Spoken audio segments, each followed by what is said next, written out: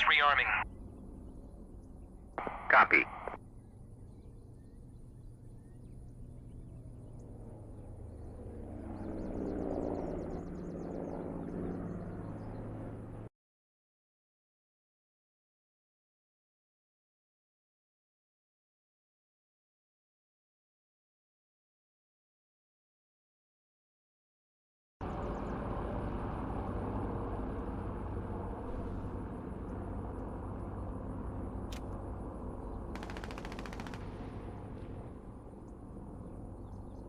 Rearming complete.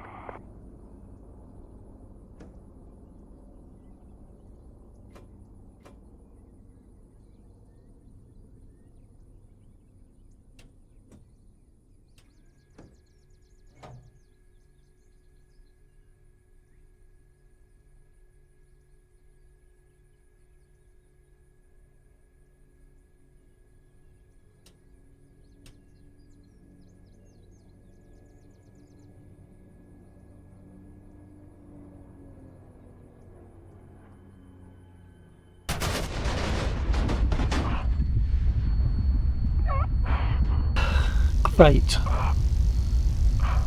Just spawning in and I've just got shot to bits. Brilliant.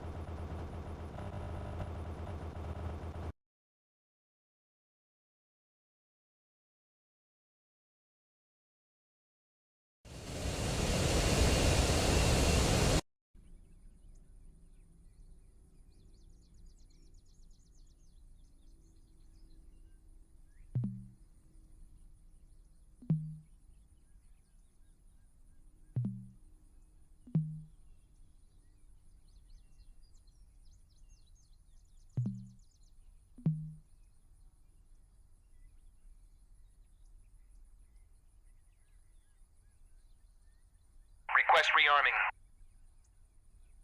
Copy.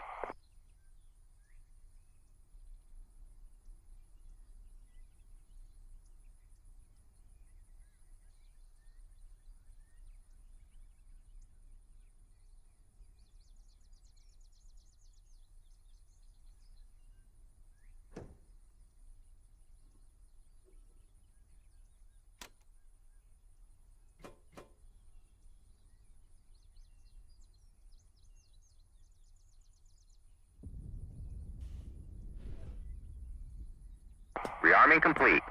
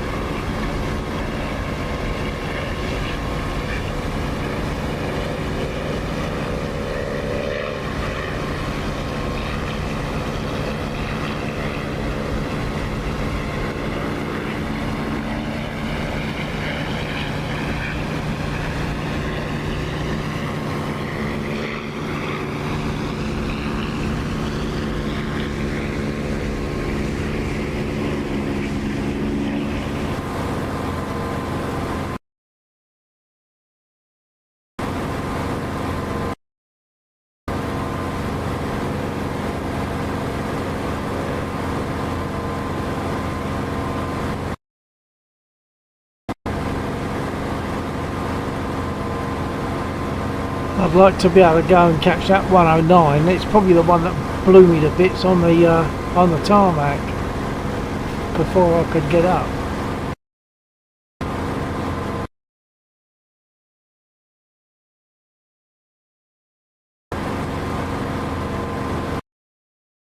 It's a bit distant though.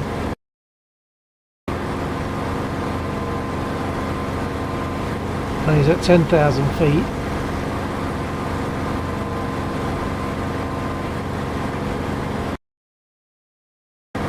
And 11,000 now, nearly 12.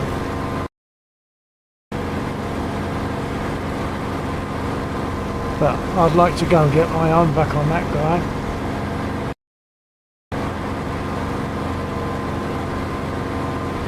I'll have to push the engine though.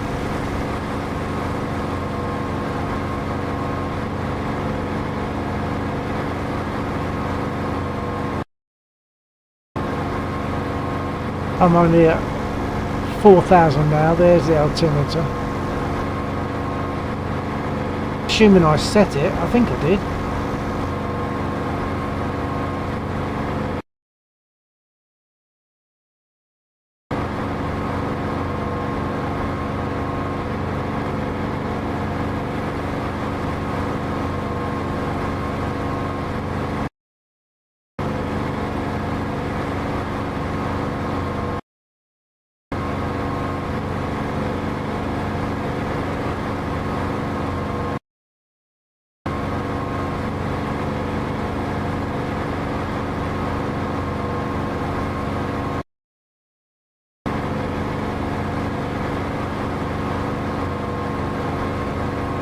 Still got a few thousand feet on me.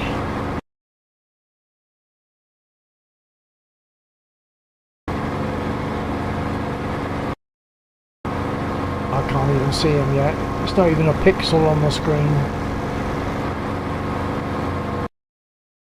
Going by the intel that I'm getting from the airfield.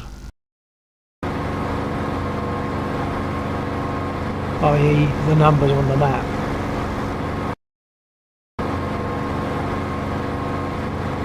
Ah, I see him. He's just at the base of a cloud. I doubt if the viewer will be able to see him unless they're looking on the big screen.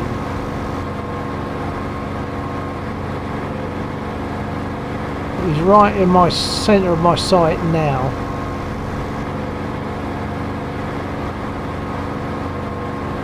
If anyone can see him, perhaps you could just say yes or something, let me know.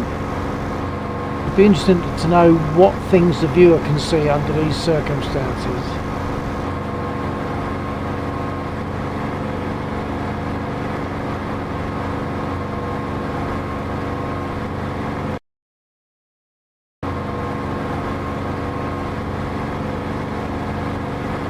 Probably have to chase him all the way back to Nalchik where he will land.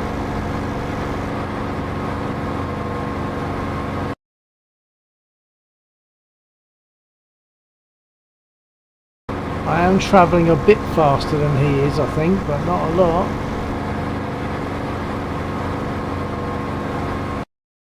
That's roughly the same altitude, so now that I'm not climbing so much, I hopefully stand more chance of catching up to him more quickly.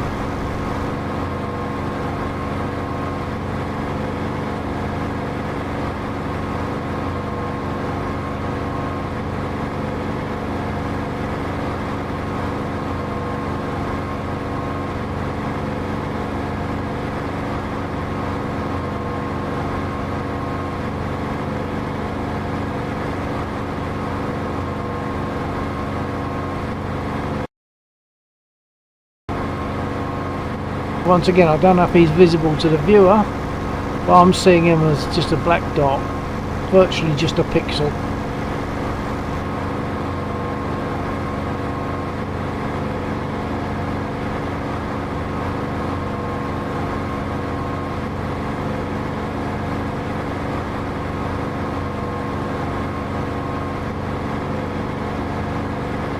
I am pushing the engine.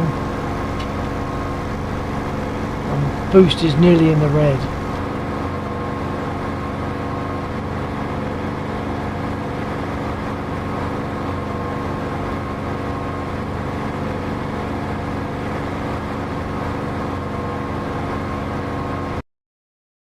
I am closing the gap, but whether I can close it enough before he gets to Nalshik, I don't know.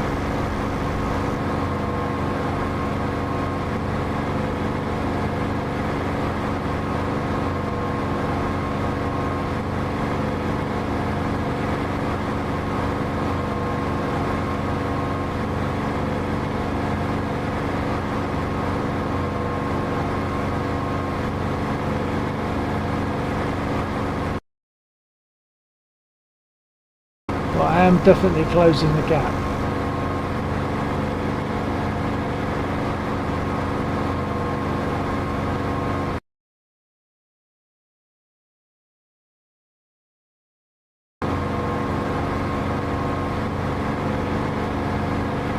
Stay slightly lower than he is, so that hopefully he won't get a view of me in his rearview mirror, which I believe they must have. Can't remember, I haven't flown a 109 for a long time. They must have rear view access.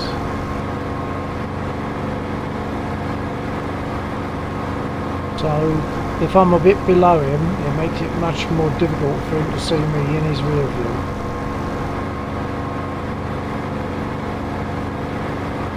He's only an AI. If it was a player, of course, he could just jump out of his aircraft and see me.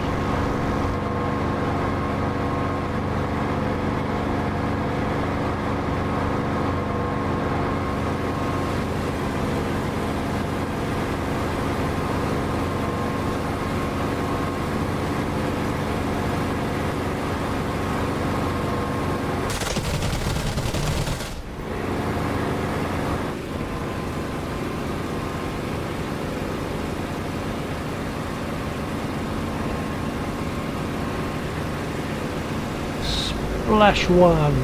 Glad of that. I'm sure that must be the one that shot me up on the airfield. He didn't get too close to his own airfield, so I'm going to head back to Mozdok. There's his parachute.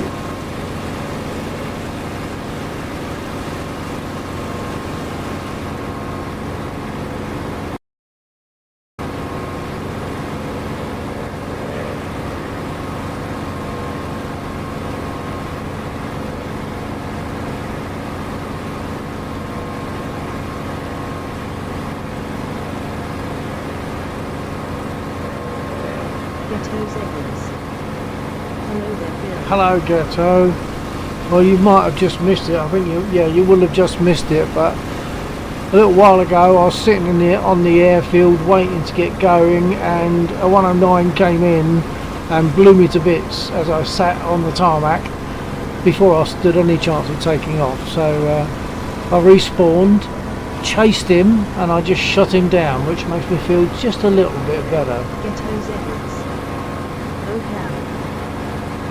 Yeah, it was. I don't think I'd even started the engine. He just came in and blew me to bits. But he's down now. Down the bottom left-hand corner of the screen. Down the bottom left-hand corner, you'll see Nalshik right down the bottom left, and that's where he was headed. But I got him round about that blue envelope area.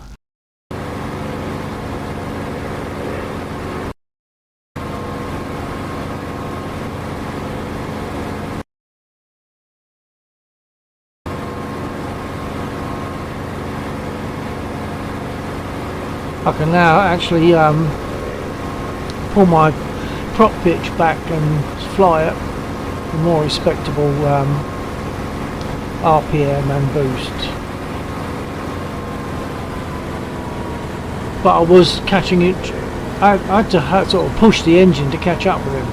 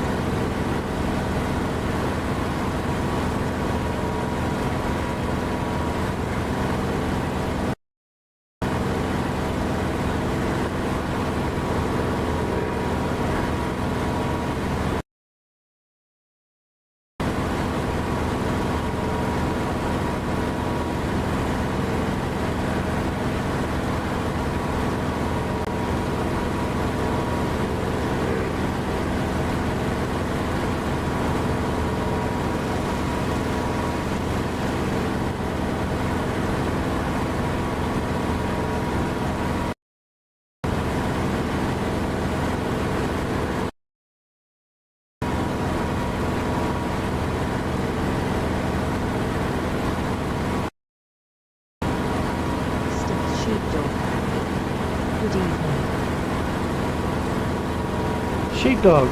Good evening, sir. Sheepdog. Happy New Year.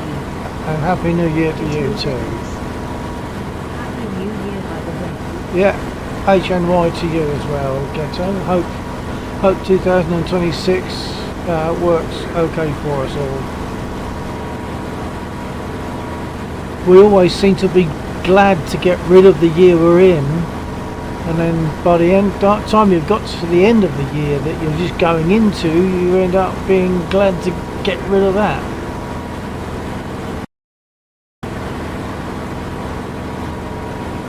So I'm heading back to base, Sheepdog. I was just attacked whilst I was sitting on the tarmac by 109. Aircraft was destroyed, so I respawned. I took off and chased him back. He was heading back towards Nowchik. Chased him back and shot him down on his way back, which made me feel a bit better.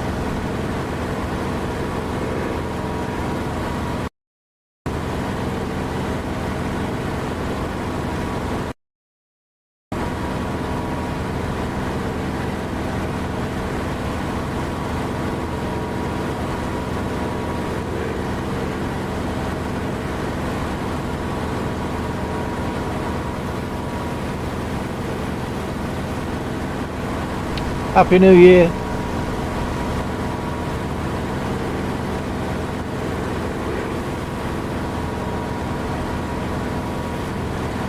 Sheepdog.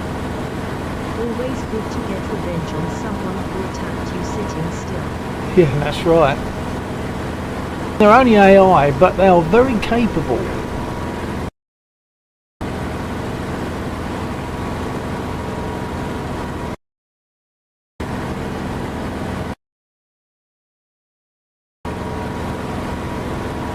Of course, he was on his own. If it had been him and another one, I'd almost certainly would have got shot down, because they gang up on you and you can't outturn like 2 109s that are on you.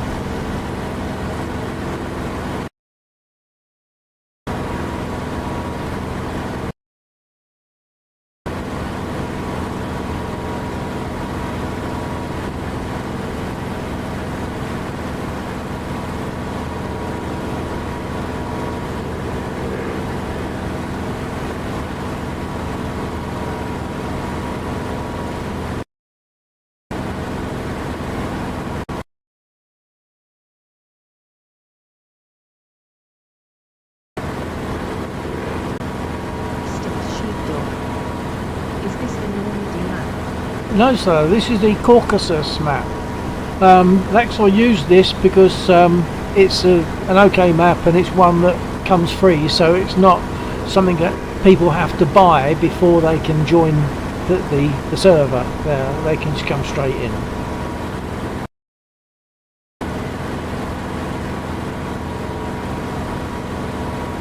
I think also the Caucasus map possibly draws a bit more resource from your computer, because it's a bit more complex with all the bocage, you know, all the hedges and stuff that they have.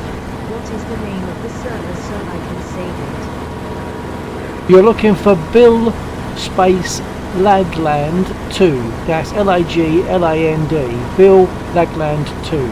And if you want the details to join, then hit on this chat, type !DCS, and it will give you the necessary information.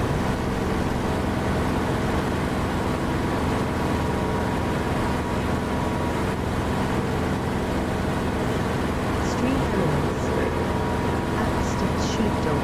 We fly in the Lagland server. Join the Discord for server details and more information about the mission. https:/discord.gg/yard5gr8q. Okay, so hopefully with that information, if you want to, you'll be able to jump in and join us. There are rules, but they're not hundreds of rules, and only basic and obvious ones. We can dogfight, but we don't just attack somebody. We arrange with somebody to have a dogfight, then we move off to some other space, do a head-on approach, then after the head-on anything goes, you're into your dogfight.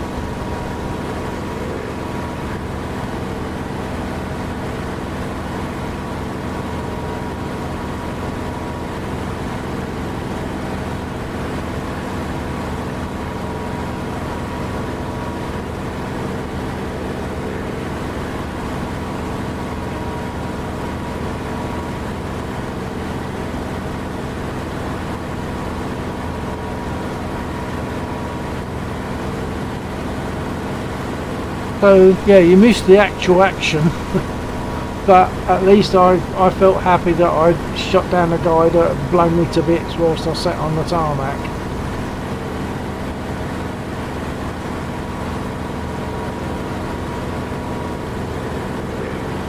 Just going to do a 180, invert and then stick back.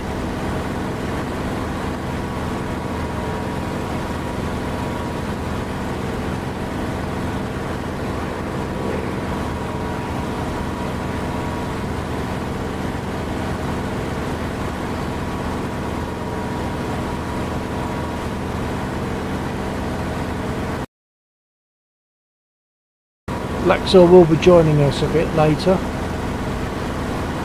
I think probably another 10 minutes or so before he can get here.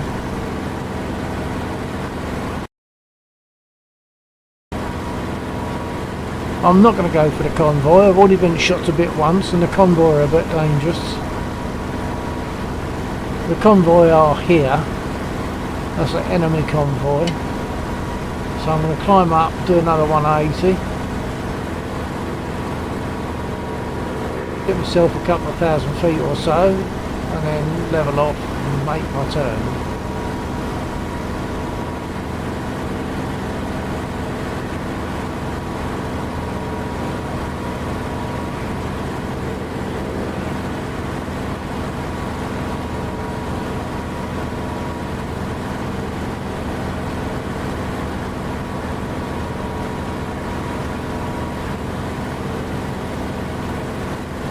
Laxor's not there yet.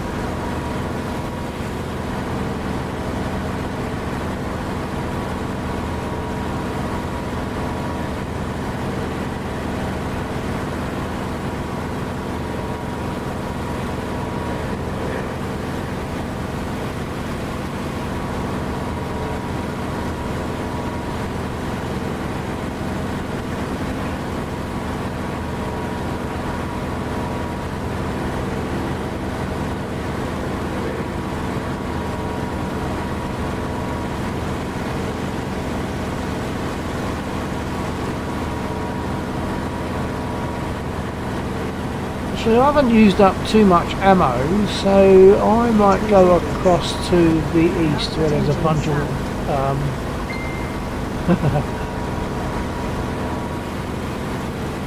yeah, thanks for that, Maureen. I've just seen your message. If you're there, I don't know if you're watching, I don't think you are, but just in case you're watching, thank you for that.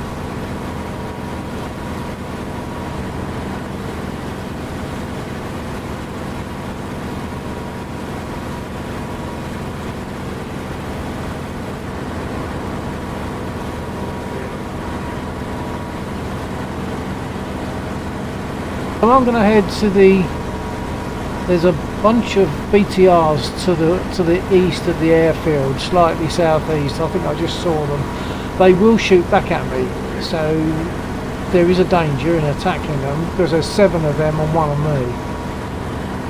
That's a little bunch of units in front of me now. I'll zoom in.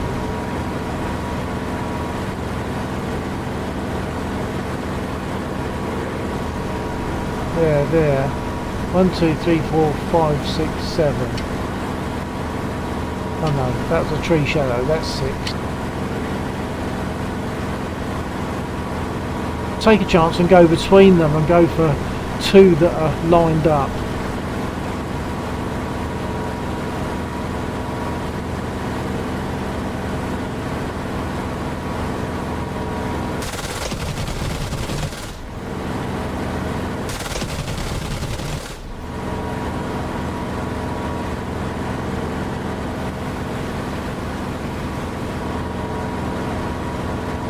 So that's 2 destroyed.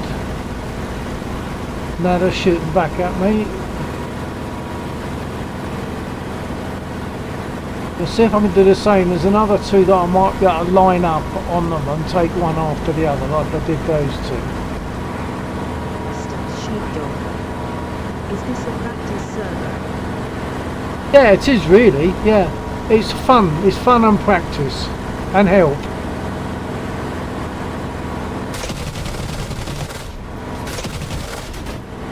Whoa, I took some hits there. gave some, but I took some. Probably find I've hit my engine. I'll lose prop pitch control if that's the case.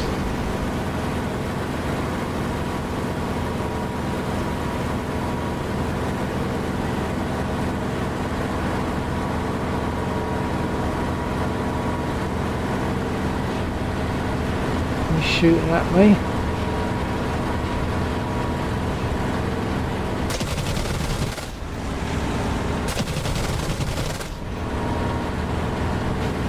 I think I've got them both. We've got 1, 2, 3, 4, 5 burners, so there's 2 left and I can see them. Of course there is a road in between, which means there's also cables, aerial cables in between. I think my engine's going funny on me. So I'm going to take them one at a time, hopefully.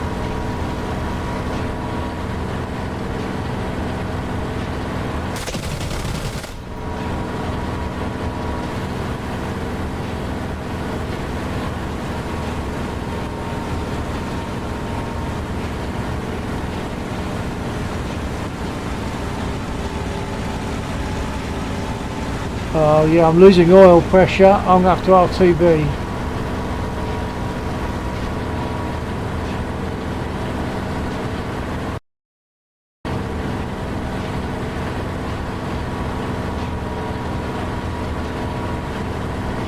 I would normally announce at this stage to the other guys here that I'm returning to base, but I think I'm the only one in here at the moment, so I won't worry about that too much. The main thing now is just to get back safely and then get repaired and rearmed. Then I could come back and finish those up, I'm sure.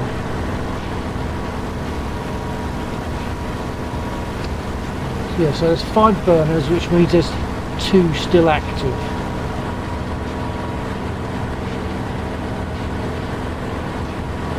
But my oil temperature dropped to 0, the temperature's going up.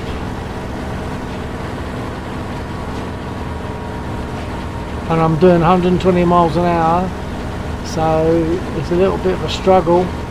Might not make it. Engine might cut at any time, so I'm going to have to try and maintain a bit of altitude if I can.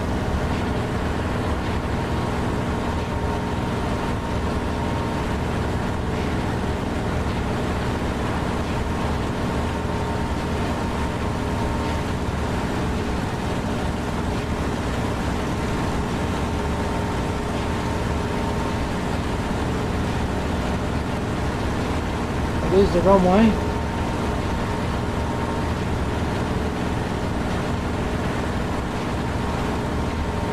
Engine's really starting to fail now.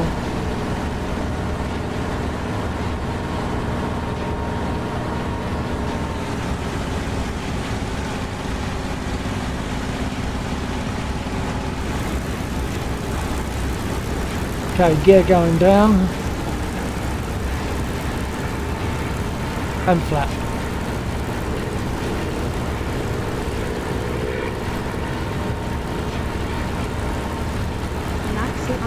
Facilities.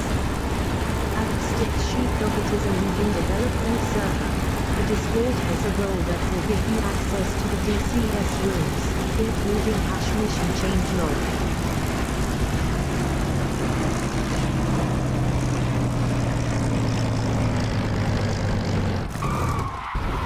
Oh!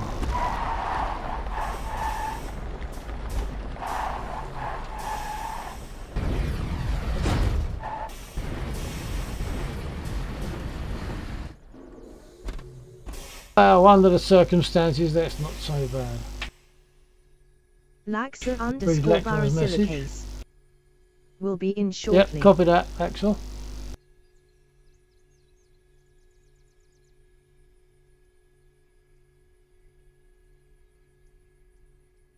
Thanks for assisting, Laxor. Thanks for assisting on that one to...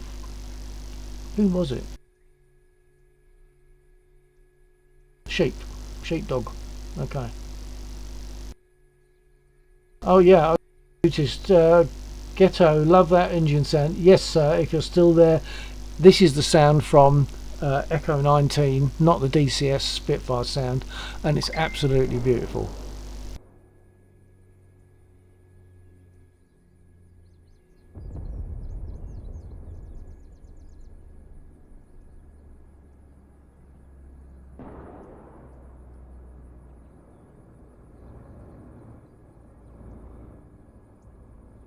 Right, so I'll better get repaired. Ghetto zebras. Perfect. I can watch you start the spit again. Yeah, okay, Ghetto. I'm more happy with it, more than happy with that. Unfortunately, I'm sitting in the middle of the runway, and fortunately, there's no one else here. So I'm blocking the runway, and I can't move because my engine's shot now. It's gone, thanks to those guys on the ground shooting it up. So I'll just get repaired, get rearmed, and then go through the startup process. I'll close everything down so that I'm starting the process from scratch.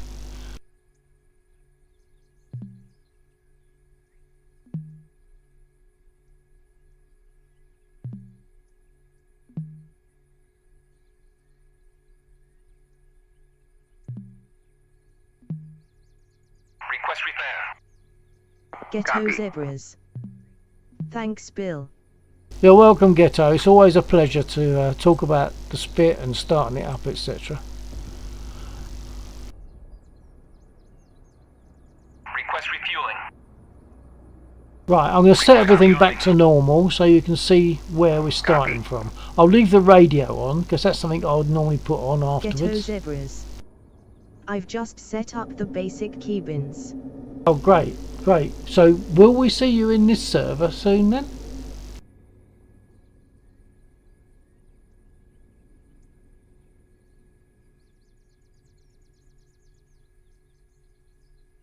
Refueling complete.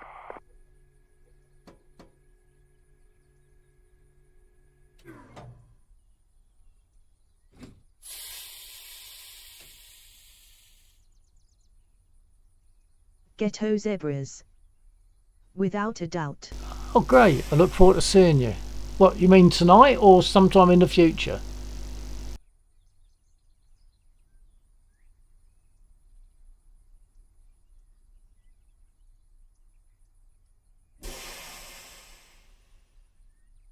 Rearming complete.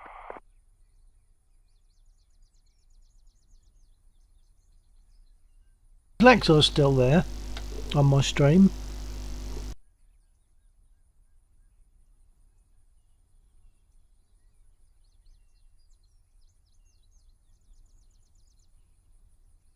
Laxa_barasilicase. Yeah. Well, I just want to point out, sir, Ghetto zebras. that this is, Yes, I'll hop as on you the can server tell by the here level, shortly. is dangerously Just nice. joined the Discord as well.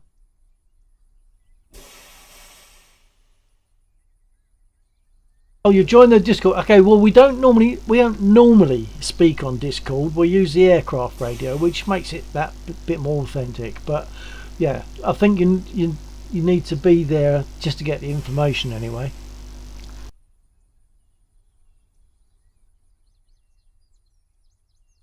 "40 seconds before they start repair, and repair takes about 10 seconds.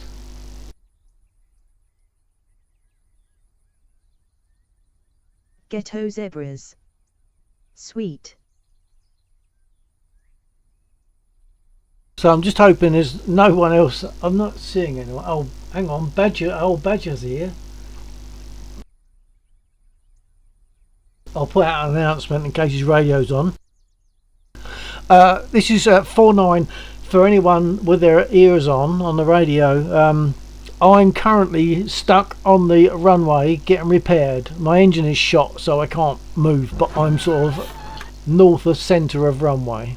I've just been repaired, so I can go through the startup process and get out of the way at least, if not take off. Okay, so that's made in the announcements to, because there's Badger there. Laxor is just connected. In case it's all there if you've not noticed already. Right, so startup. I'm gonna put my panel lights on. Not that you have to, but I'd like to.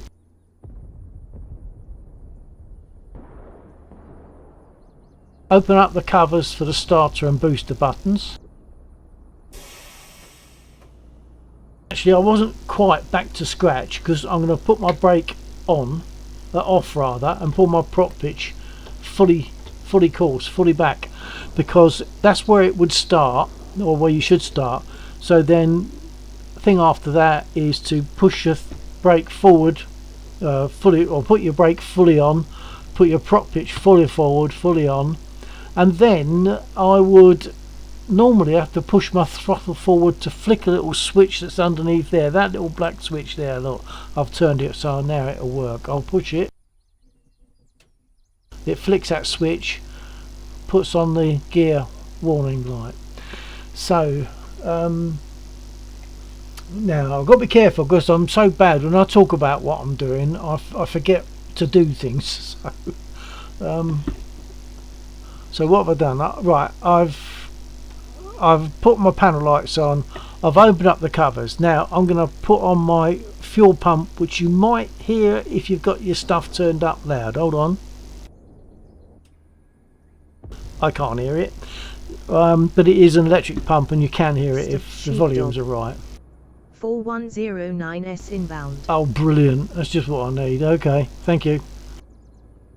I'm now going to put my fuel pump, my fuel cock on. Open the fuel cock. Fuel cock is open, fuel pump is on. I'm going to put my magnetos on. A lot, they're off, so I forgot to turn them off, so I'll put them on. Basically you're looking for spark and fuel as your first off, so you've got to turn on your fuel pump and open your fuel cock and turn on your magnetos. So now I'm going to crack the throttle about that much, and I'm going to push both those buttons at the same time. This is the only time that I use my keyboard, really, pretty much, to push those at the same time. And I use two of the buttons, what, I don't know, I'm using the delete and end keys on my keyboard to press those two buttons. Once it kicks over and starts to run, I will throw the mixture lever forward, and I've got a button around the back of the throttle which I use for that. So I'll get started, but I'm going to crack the throttle. Oh, I already have. No, I hadn't. Right, throttle's ready. Here we go.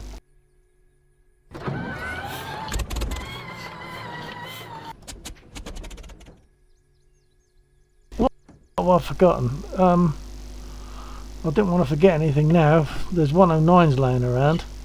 Unless I've got the restart bug, the repair bug, which sometimes happens where you get repaired, but it doesn't repair properly.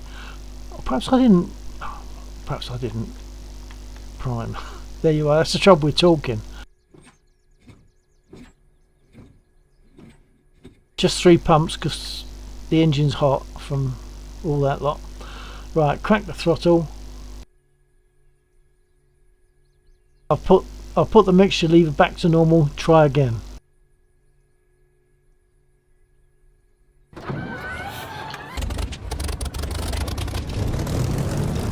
Okay.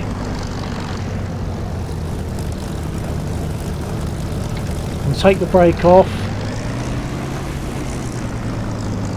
I've got to adjust my trims before I do much else. I would normally at this stage adjust the altimeter, but of course I don't need to because I've already done that from the previous flight. So I'm going to adjust my trims. Nose down trim I like to set at level. A lot of people, I think, that when you see stuff on YouTube, it normally says 1 division of nose down, but I do tend to put it level, and it works for me.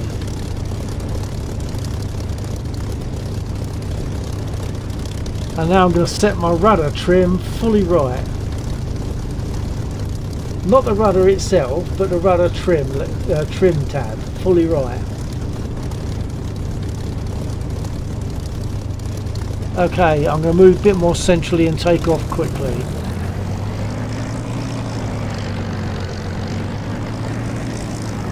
Of course, for steering on the ground, it's turn the rudder which way you want to go, and when you apply brake, it puts braking on the wheel that is being favoured by the rudder. So left rudder means you're going to put braking on the left wheel. Right, brake off, stick back, full right, throttle up.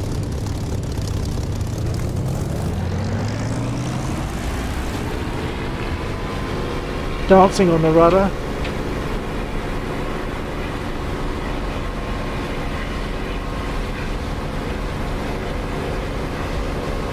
So take gear up, adjust my trim for one division of nose up for flight.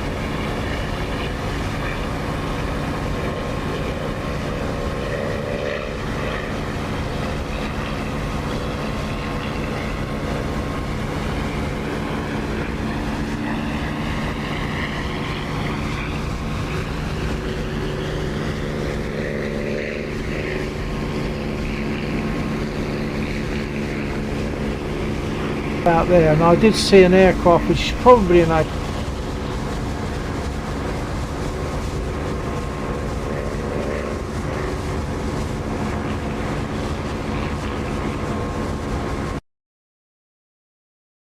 yeah, that's an A20, but he's low. He's actually gonna be flying over their convoy, and that'll be dangerous. I'll go for the one that's south of the airfield.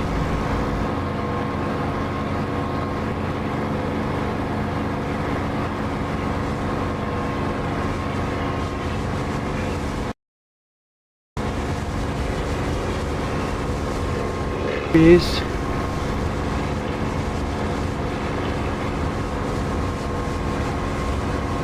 I must have caught my trim because that was,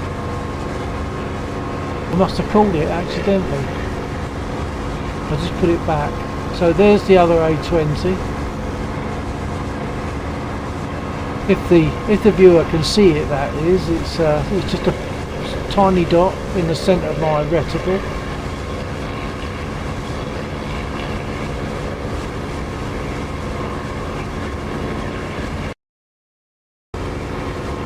I've got to watch it near the river. There's a couple of places where there's once again dangerous enemy ground units that can easily take me out.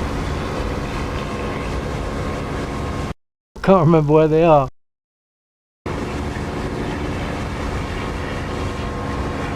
Throttling right up now to catch up with them and pick up some altitude.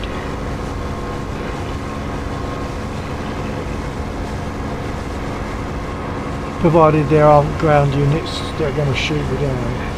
Actually, this wasn't my plan. I was going to go back to the BTRs and finish them off because I've got 5 out of the 7, so there's still 2 left. But there's a bit of air combat as well.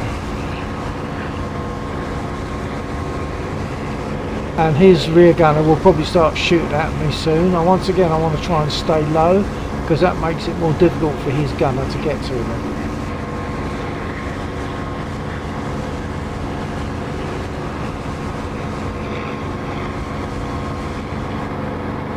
That'll help me. Closing the canopy will help me.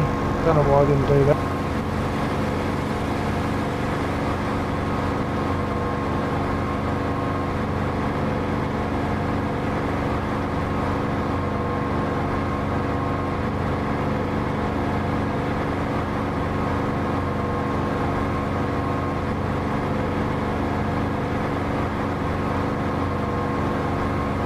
Oh, the ground units are taking him.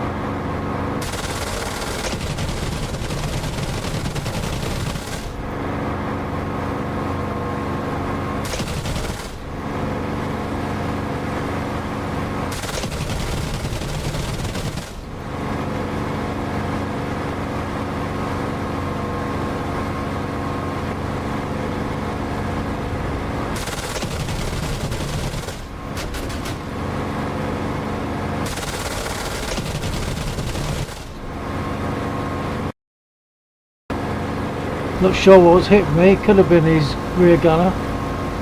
Or there could be some ground units down there. He's down. I'm getting a message saying it's destroyed. So I'll pull back my prop pitch. Which ain't going to make any difference because he's hit my engine controls. So pulling back my prop pitch is not going to do anything. Engine is racing uncontrollably almost. 49 RTB, just turn in finals 08 emergency landing. That was on the radio for anyone that would hear it.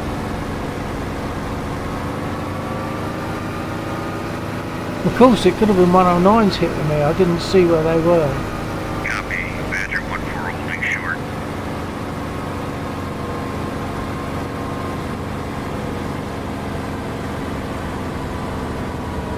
Right, gear going down, flaps going down.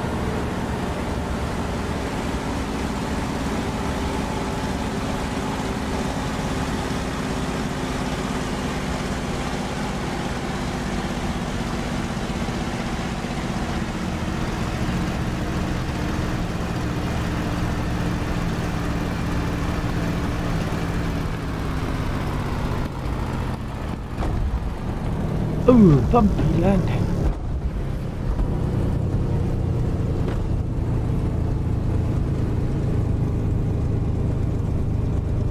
Lucky to get away with that, that was very clumsy.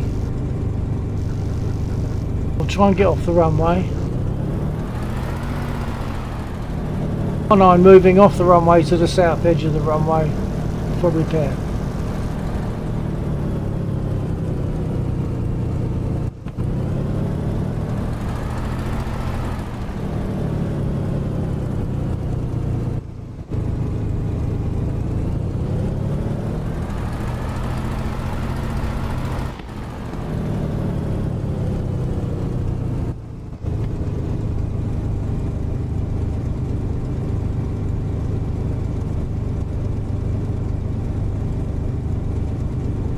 Okay, so I'll request a repair and take time out to perhaps fill a glass and have a taste of me tot.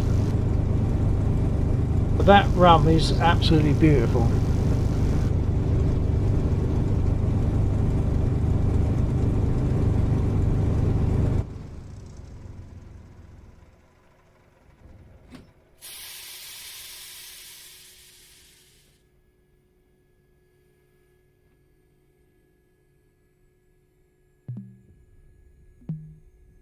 Request repair.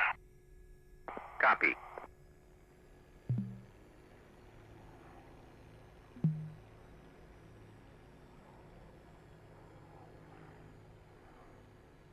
Request refueling. Request Copy. rearming. Copy.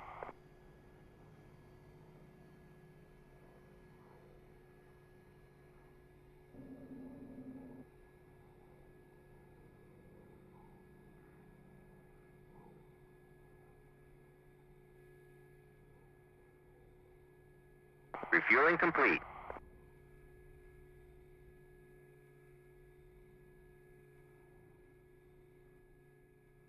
And whilst I'm doing this, I have a message that I need to read.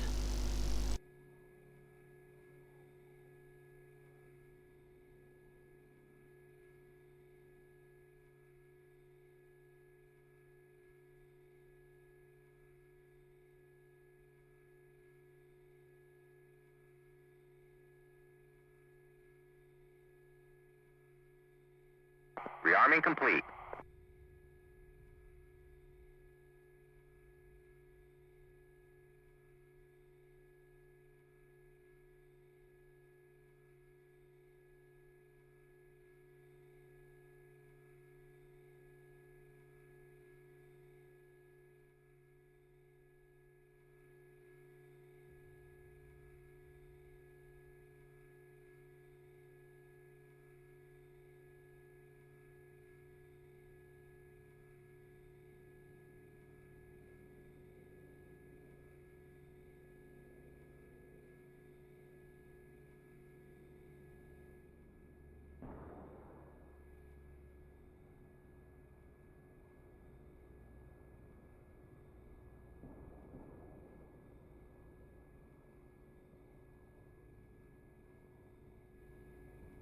Stubbed sheepdog.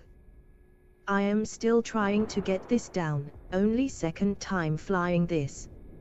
Messed up my takeoff and broke the gear.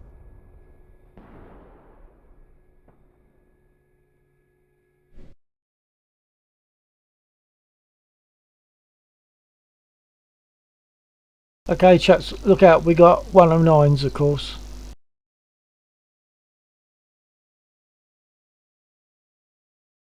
Ghetto, do you want to move to a different radio channel? Assuming you can use your radio, so that I might be able to help.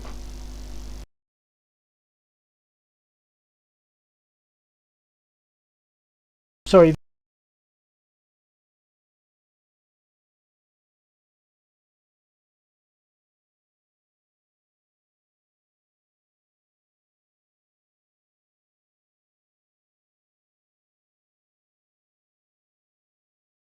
I'm answering a message as well.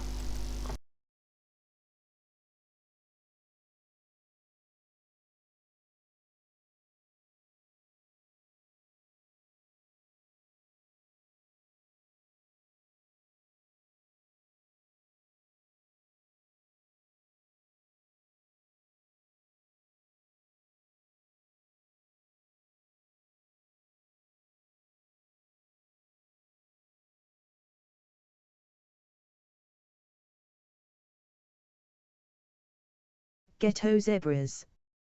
How did you bring up that radio mode? Ghetto zebras. Is it in SRS? No, if you hit Control Shift Tab, left Control Shift Tab, it will bring up that window, the radio mode window. But you've also got to set up a push to talk.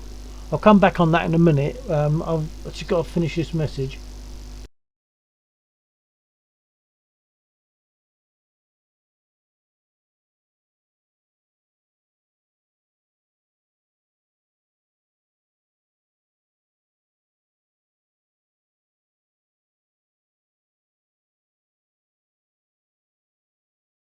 Laxa_barasilicase.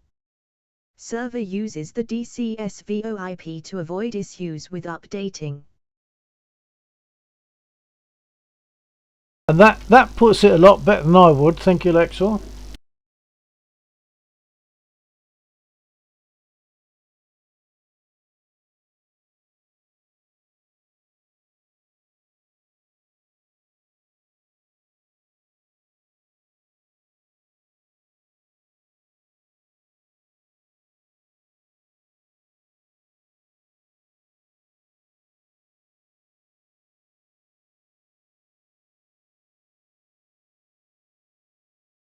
So Ghetto, let me know if you want to see, or if you want to see if we can help you with the spit, because I'm always after helping people with the spit.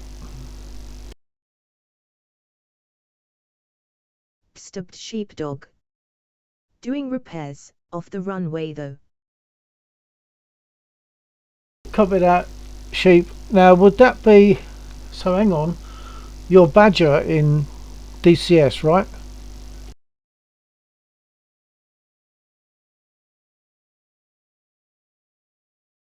I can't keep track of the names.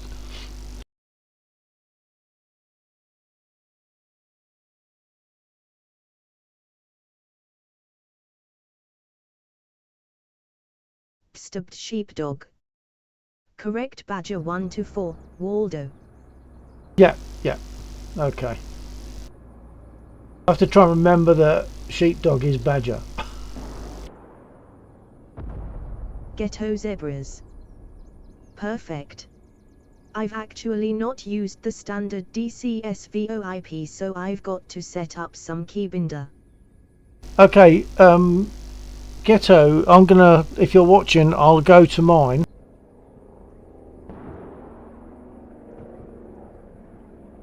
So if you're not familiar, you want voice chat, and from voice chat, if you're using a spit, this is what I use: R1 VoIP PTT, and then set up a key combination that suits you.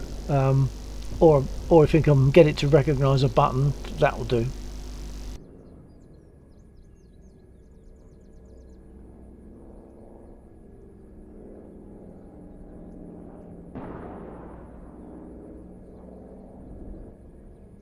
Ghetto zebras. Thank you. Most welcome.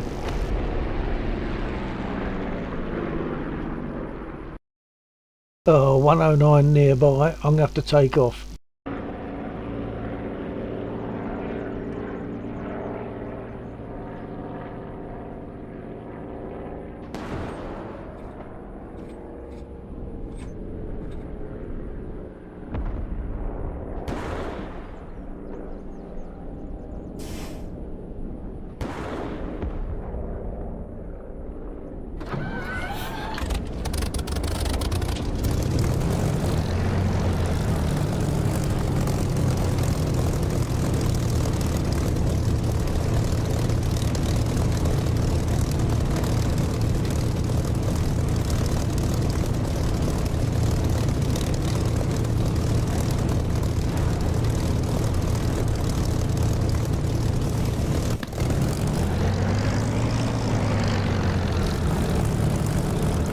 Nine for takeoff, 08. 109's in the vicinity.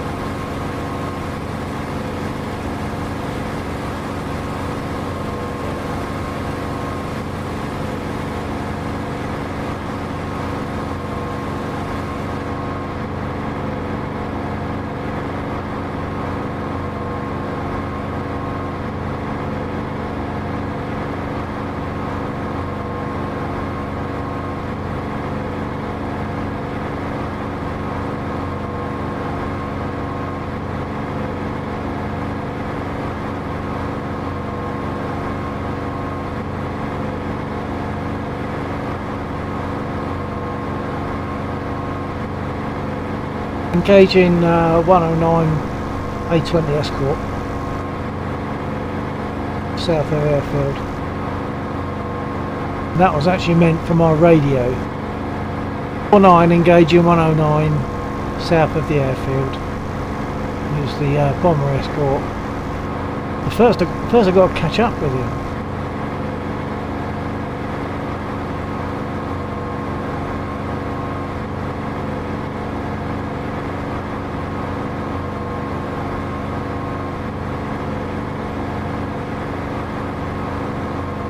And then get close enough to it. Oh, obviously another one in the area, or a ground unit.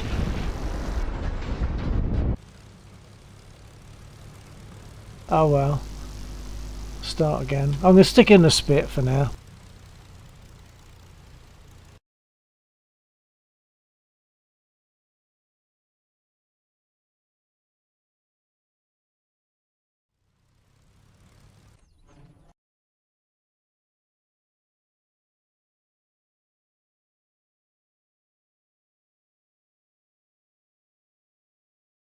Oh, we've got 3 109s.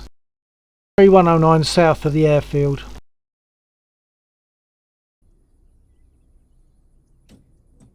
It's not good.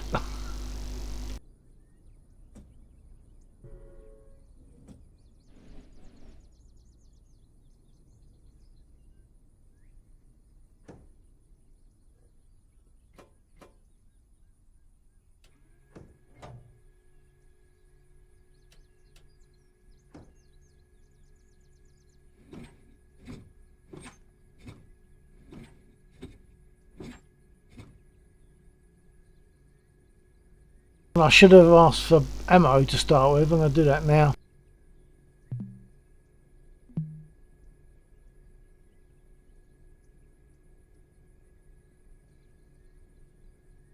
Request rearming. Copy.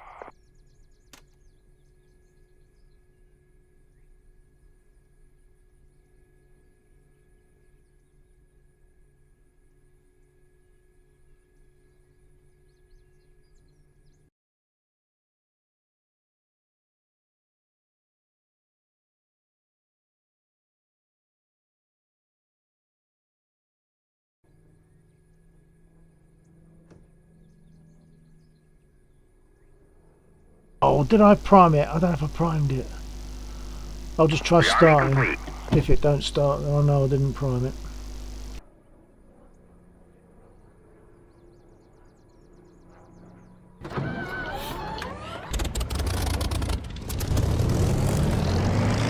Okay, so it looks like I did prime it. Here comes Badger by the looks of it.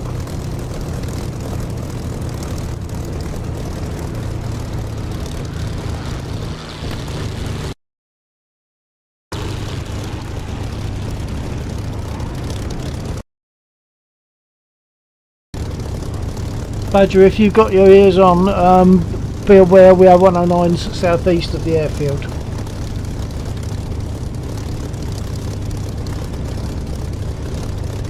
Copy.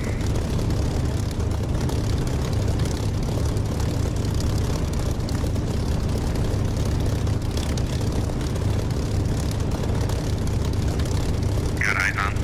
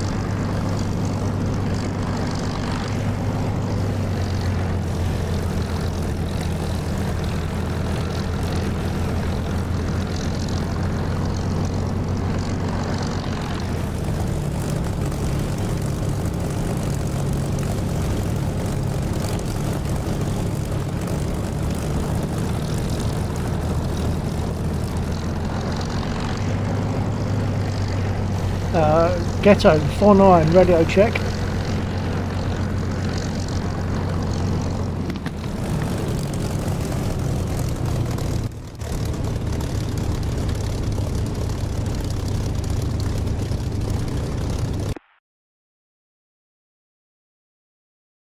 Stabbed sheepdog. Shot down.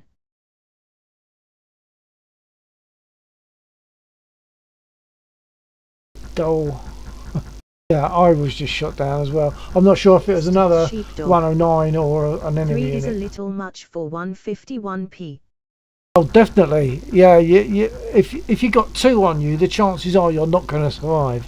You know, gang up and, you know, they get you. Ghetto zebras. Didn't hear me, I take it. Ghetto, if you were speaking on your radio, no. Hang on, let me go back.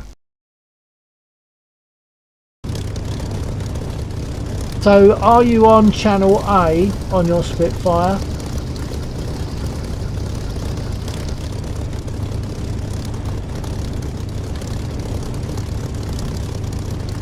Ghetto zebras. Yes. Okay, you might need to check in options in audio. You might need to check your mic is selected, because it's not so much your speakers at the moment. Did you? I take it you heard me, but I didn't hear you on radio. That suggests that you need to make sure your mic is selected for DCS in options audio. I've got to take off.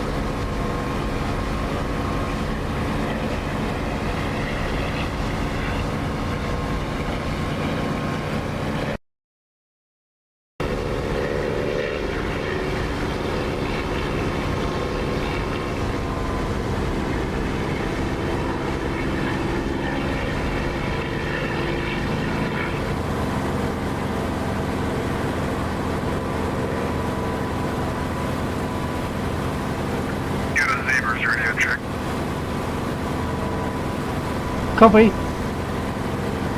Copy there. Ghetto. Is that your mic setting? Ghetto zebras. Perfect. Ghetto zebras. Yes. But you're hearing me now more like a radio than you heard me when I was speaking before, which just sounds like an ordinary mic. You're now hearing me more like an aircraft radio.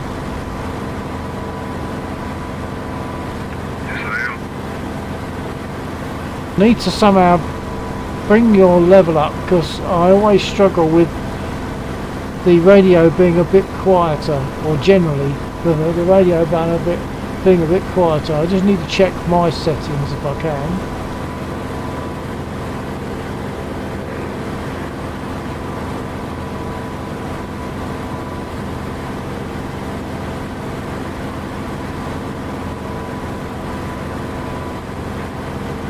My master volume's at 100%. Is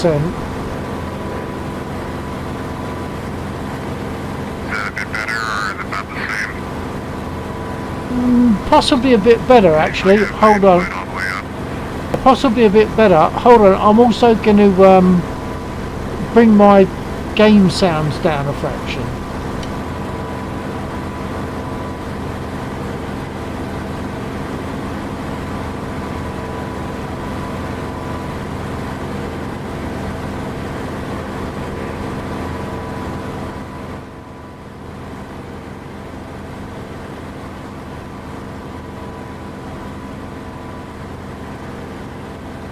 Okay, I've brought my game sounds down. Hopefully I'll hear you better now. I do like the engine sound to go out on the stream because it sounds nice.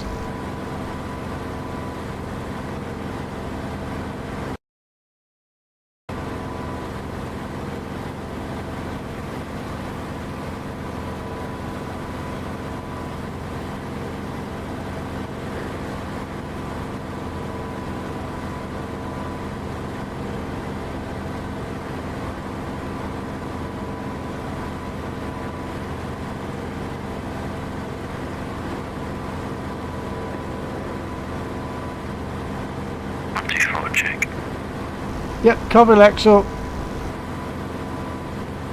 Yeah, I've been in a while. I've had several crashes. I don't know what it is tonight, but I cannot get this thing off the ground. Didn't see what you were flying. Don't want to go to the map. What you in? I-16. Oh, okay. Oh, yeah, I did see that earlier, actually. Oh, you're normally quite comfy with a 16, aren't you? I've taken off at least, yeah.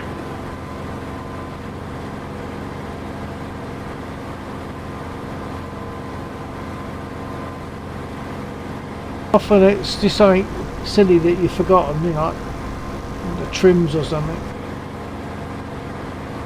Trim in this aircraft, you are joking. I suppose trim in your aircraft means if you want to trim to the right, you stick your foot out the right side of the cockpit, yeah? Pretty much, yeah.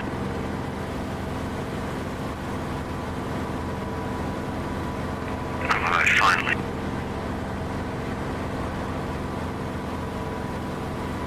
Stuffed sheepdog. L-U-L-L-U-L-L-U-L-L-U-L. Yeah, that's the I-16 for you.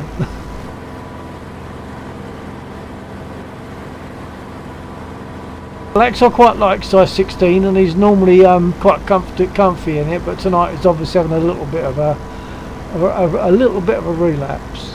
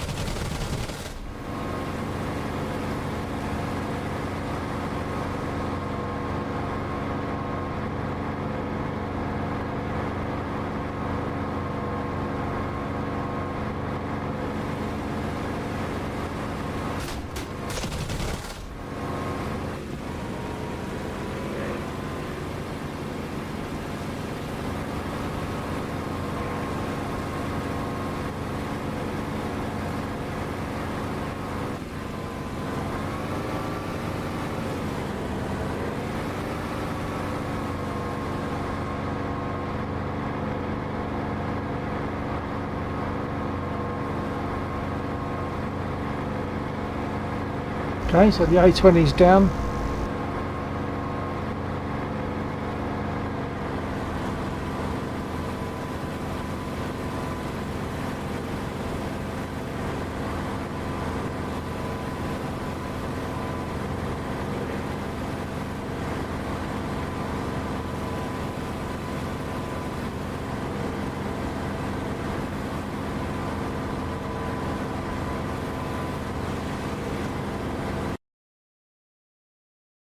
Okay, I think I need to RTB. I need to repair, I think.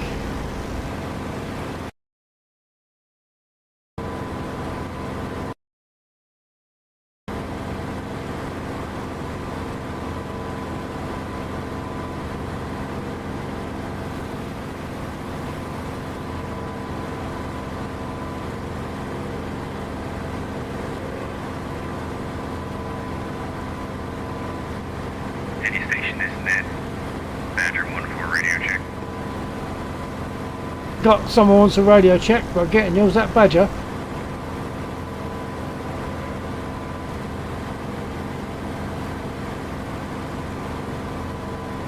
Roger, that was Badger.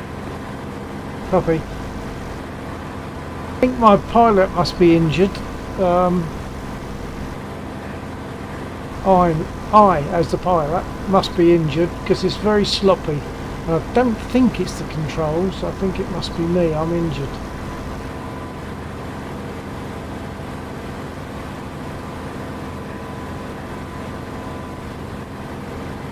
For an RTB, I'll be coming in on 08. about to make base, about to turn base, coming on 08. I think I'm injured.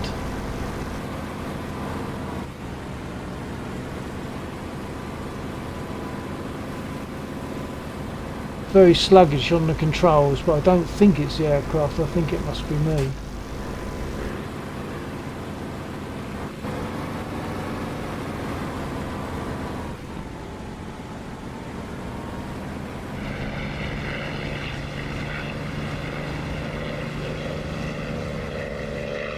Got to bleed off some speed now.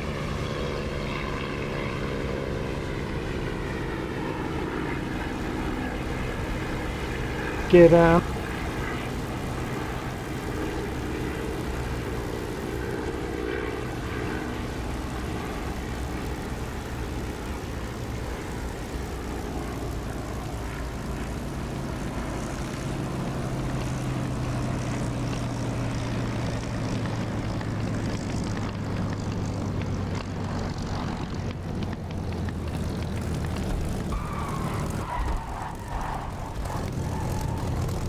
My landings just lately have been absolutely atrocious. Maybe it's because I'm injured, but I don't think so. I think it's just me.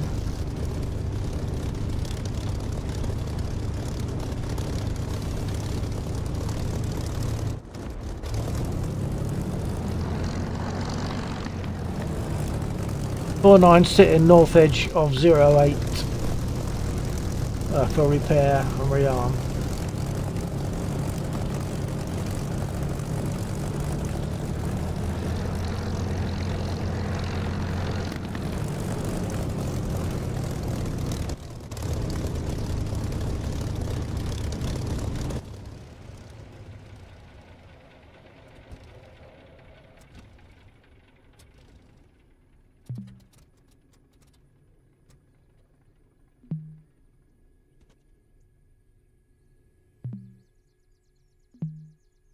Request repair.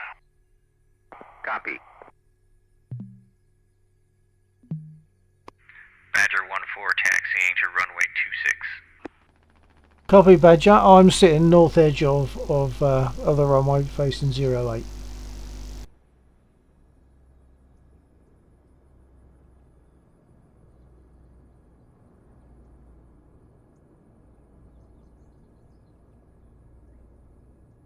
Request rearming. Copy. Ghetto zebras. Got her started. Excellent. Jolly good. Well done, Ghetto.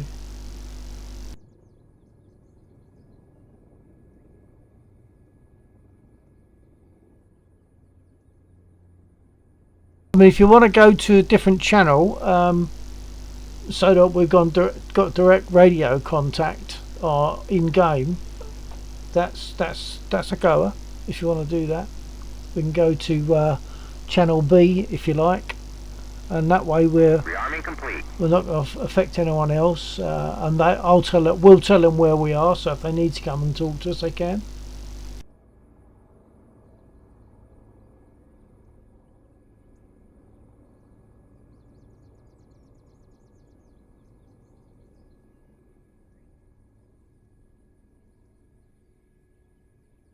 Ghetto zebras. Sure. Okay, well we can go Ghetto to zebras. channel B. Yeah, I'll Channel B. announce it on channel A that we're going to channel B. At 49, just to advise that Ghetto and myself are going to I think it's 135 channel B on the Spitfire. I think it's 135. Hang on.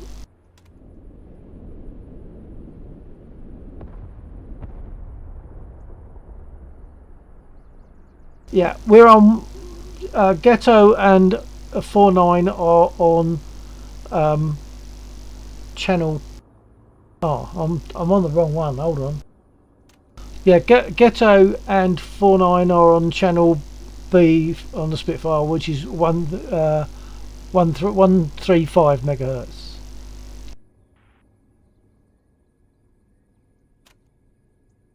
Okay, so Ghetto, do you copy me on 135?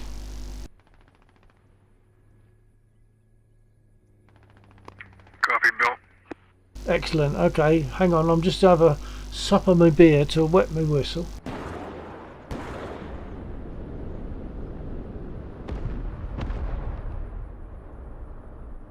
That was a full manual start, and you got going okay.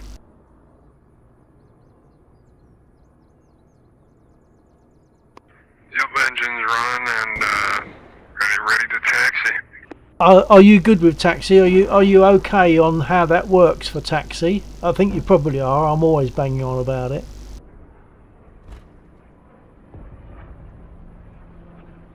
I believe so. I get the concept. Give it a shot right now. A lot of the time it is just like gentle, just as gentle as the manoeuvres as you can make it, really. I normally taxi with about 14 to 1500 RPM, and then just adjust my throttle, well, leave my throttle there, and adjust my brake lever to give me whatever braking I need according to the rudder to turn the way I want to.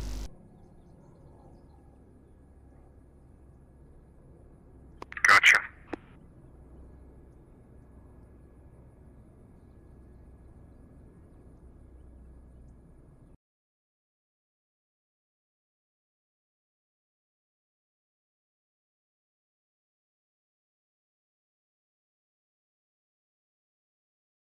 Yeah, takeoff in the spit can be tricky, but there's a few little tricks that you can know eventually. It took me ages to find out.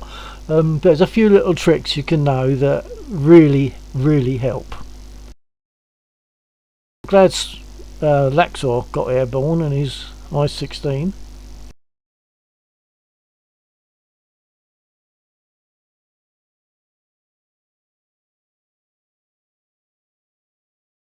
So you'll be taking off on 26, I guess, like taking off from the east, heading towards my position, but you should be airborne quite well before you get to me, so it's quite safe.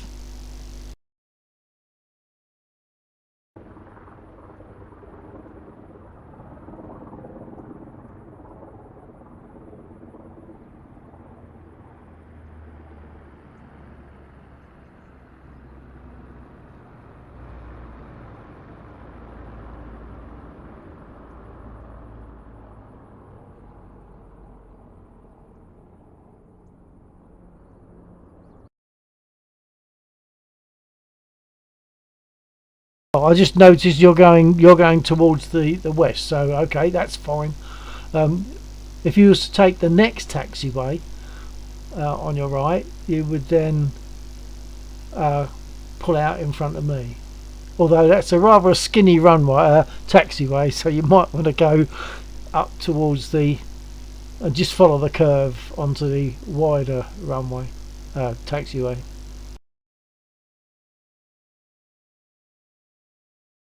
So turn around right here. Oh well, you can carry on the way you're going. In fact, that's probably just as well because you're getting the feel of the manoeuvres you make for taxiing, so you can keep going until you get to, I don't know if you can picture the map or if you can flick to the map, but spawns 26 and 27, you'd turn right at them. So at the end of this wide taxiway, right at the end, you'll make a sort of a slight right turn. If you try to use that very skinny taxiway, chances are you might end up on the grass, so it's just as well to carry on, get the feel of it. I'm going to click onto you and have a look.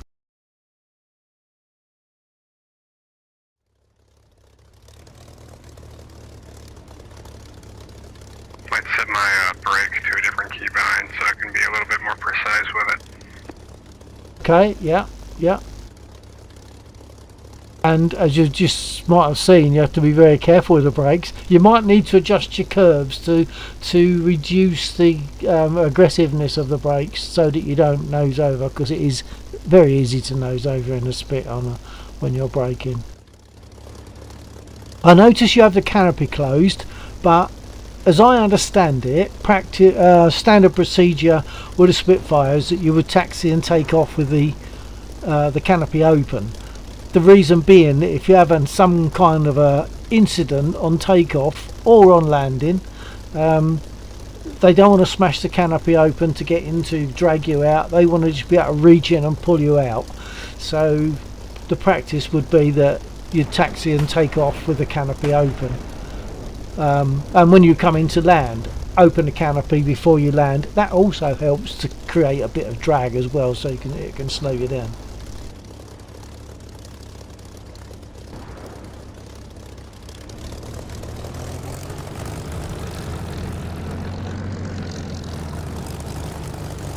So I've got eyes on you now. You're on my stream. No pressure.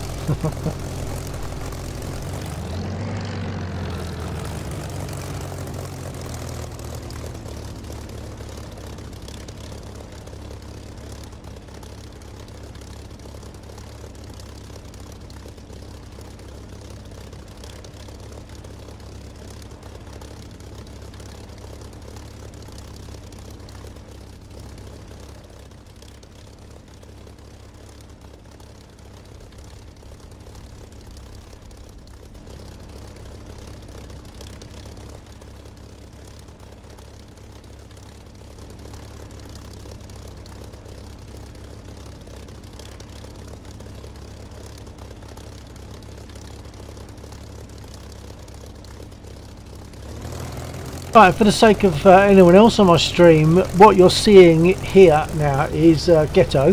He's using the Spit, which he's less familiar with than I would be. I've been flying a Spit for quite some time, so he's getting to grips with it, possibly in the reasonably early stages. So I'm just watching him now. He's going to be taxiing up to the end of this taxiway and then turning right to go up to the runway.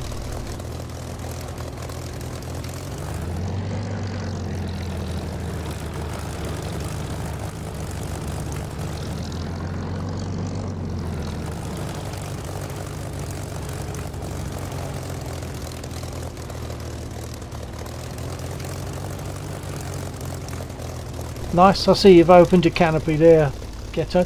The other thing is, of course, you'll be aware that when you cause the aircraft to spin round, to spin round to the right, if it spins round too much, or as it spins round, before you get to the direction you actually want to face in, you kind of got to give it the opposite rudder, because it's a bit like a boat. If you drive a boat along a canal, when you straighten up, the boat's still got momentum to carry on turning, so you have to give it a little bit of opposite turn to counteract it. But I think that's probably the same on all the aircraft, but it might be worse on these, like the Spitfire it's got a very slim wheelbase, and I think that might possibly make it worse. I don't know.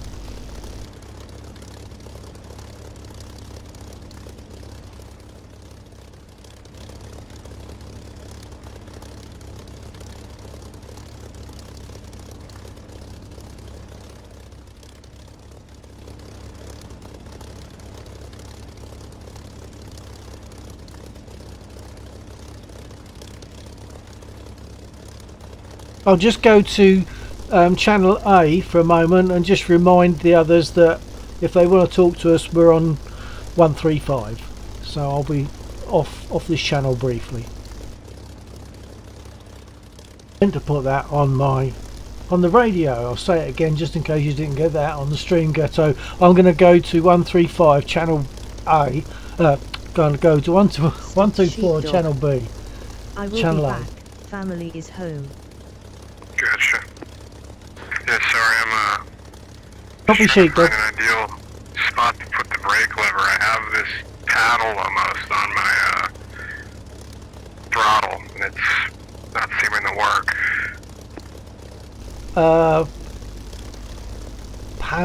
Sorry, I'm not sure what that would mean. Paddle on your throttle. What? On my Odas, there's this kind of switch on the back of it, and it goes left and right.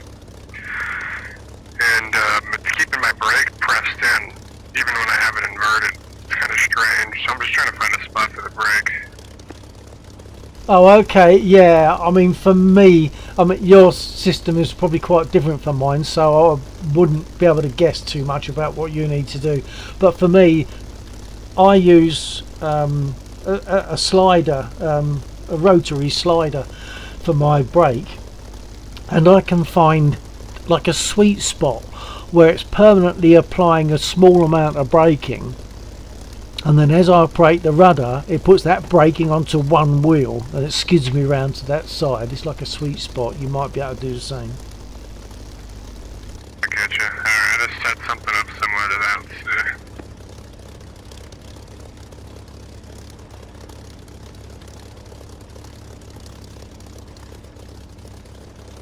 Would you like me to help talk through takeoff when it comes to it as well?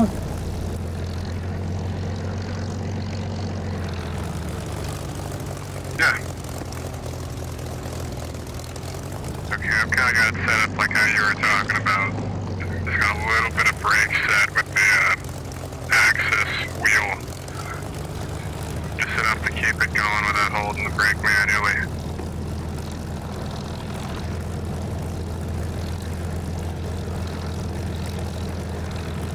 Well, what I'm seeing at the moment is looking very good actually. There, that's looking good. That's good taxiing.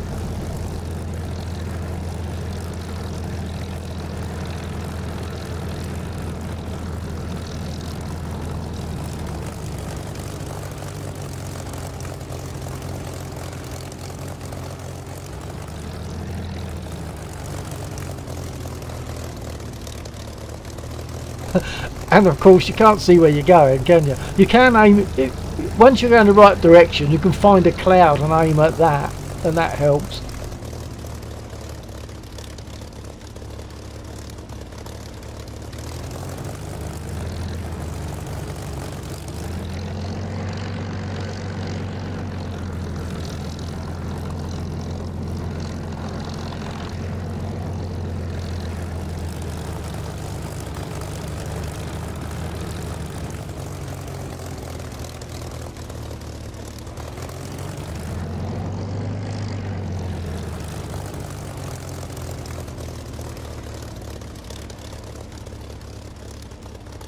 I'm glad you mentioned not to take the skinny one. Thank you for that. The skinny taxi is a humdinger for going onto the grass. Although with a Spitfire you can get on the grass, and it's not too much of a problem, but it's not as good as being on the concrete. But of course with something like an A10, you don't want to get on the grass, you'll just sink in.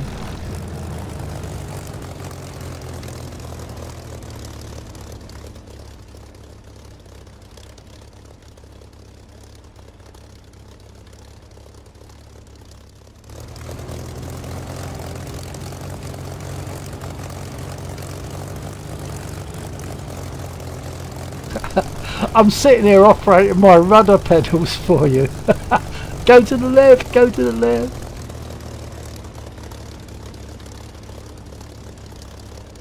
That's it. Oh, now you've gone too far to the left. But the thing to remember is not to. Oh, I'm talking on my stream instead of to you. Yeah, the thing also you have to remember is when you go slightly wrong, you mustn't panic and like overdo it, because you'll easily go one way or the other or nose over.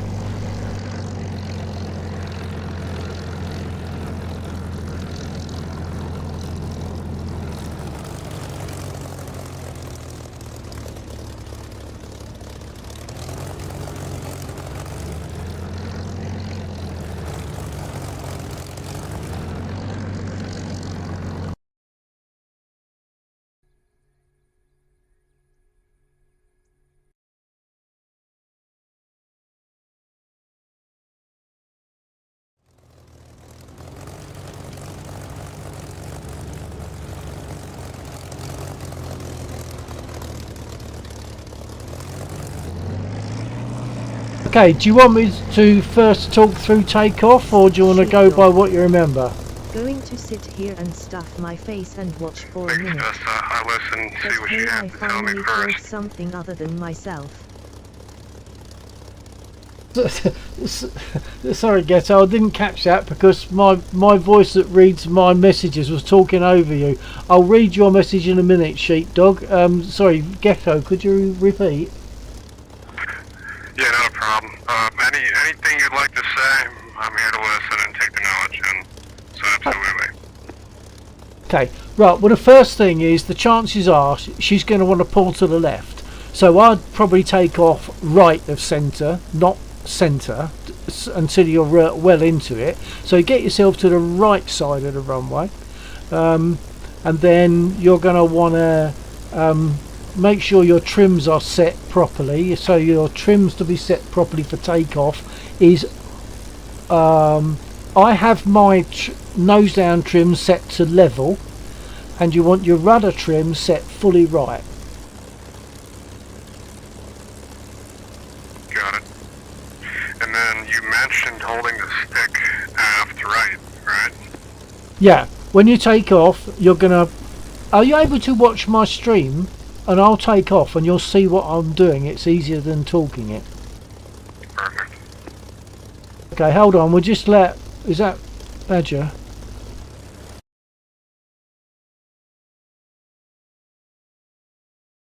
No, it's Lexor in a P51. Right, so what I'll do is we'll wait for Laxor to take off, give him some room. If you, he's probably not on this channel. I'll go to the other channel. Hold on. Laxor, if you copy where I'm assisting Zebra at the moment, not Zebra, Ghetto. I'm assisting Ghetto. So we're leaving you to go through. Enjoy your flight. Looking good. And we're going to be talking on. We'll be talking on channel B on the spit, which is 135. We'll be talking on channel 135 megahertz. If you need to contact us.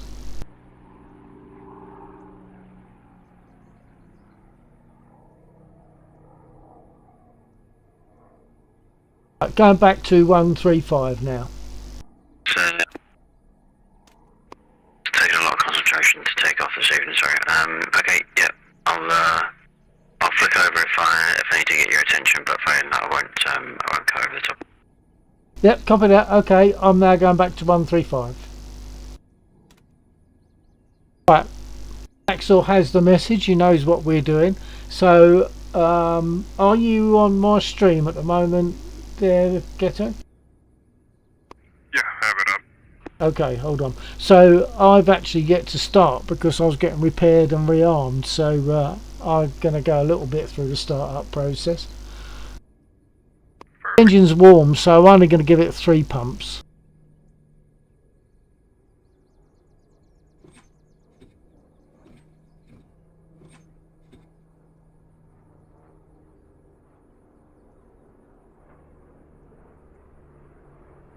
Oh, and now I've got that thing where my wheel is doing the wrong thing. The mouse wheel, how to get it? Is it Control C?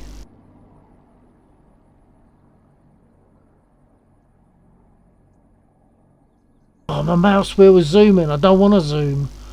I've just caught something. Is it Alt C?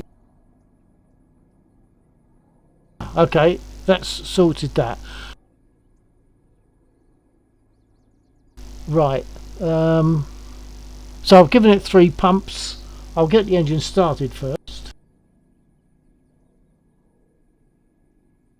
Crack the throttle.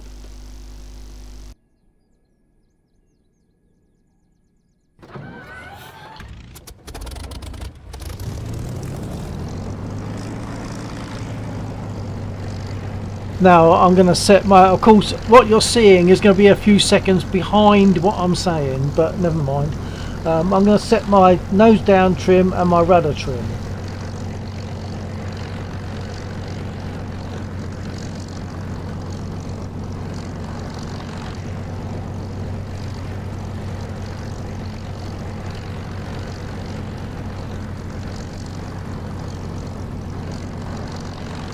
Now I'm going to move over. I'll go right of centre of runway.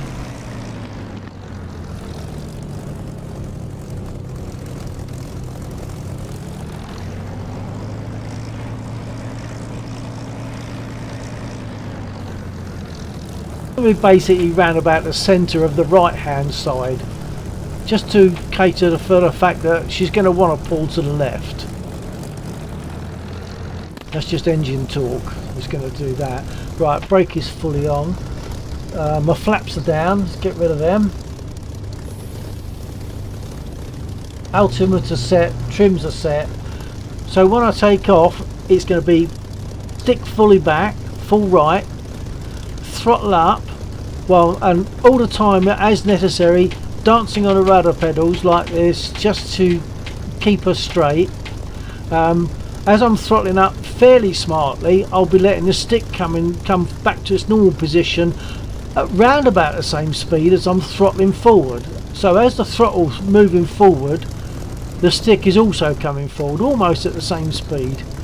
I'm going to get to about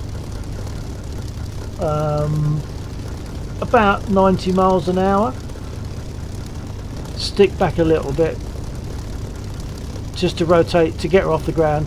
As soon as she's up, get the gear up, and then it's advisable to set your trim fairly soon to one division, slightly over one division of nose up once you're airborne, and put your rudder trim so that the double D of the word rudder is at the 12 o'clock mark on your rudder trim knob. Okay, let's give that a shot, and you can just watch and see if I can get it right. I'm going to have to adjust my head tracking to make it easier for you to see. Gotcha. Let me just adjust my head tracking, hold on.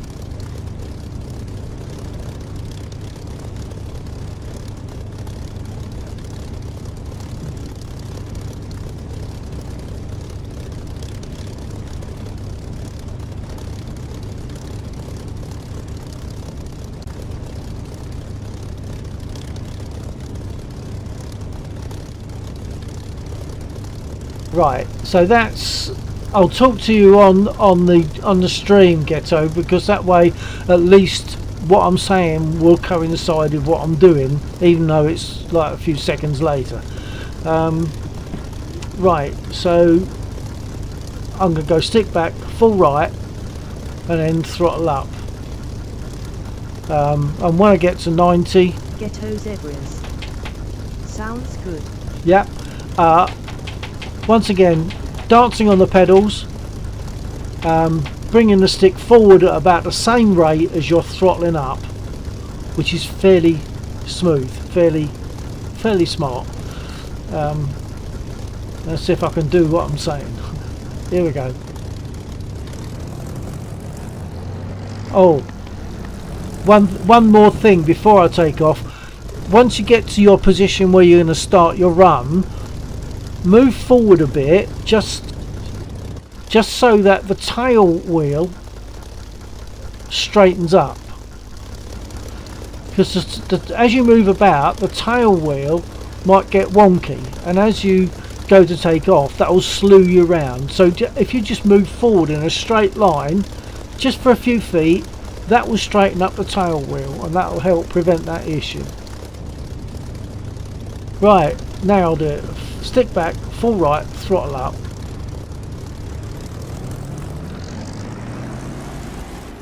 Look, fatal mistake.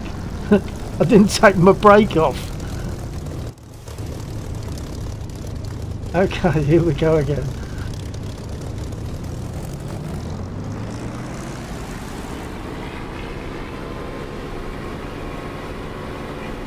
The stick and throttle coming forward together. Up to about boost 12-ish or less. Stick back, I was late getting the stick back. Gear up. Adjust my trim.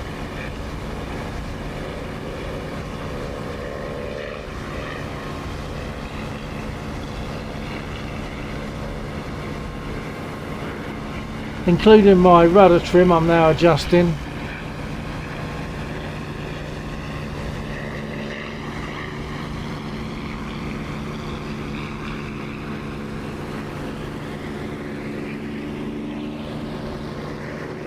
So, good luck with that. Straighten up in roughly your position you're in now.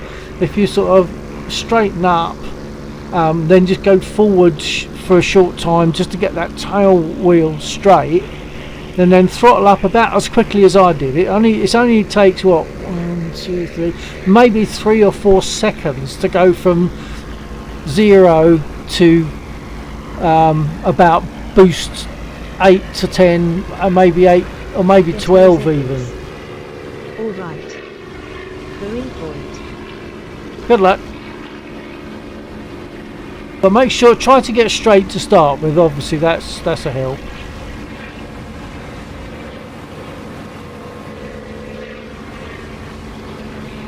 It took me ages because I didn't know about giving it full right aileron, so she always wanted to roll left. Yes, thank you very much for the luck.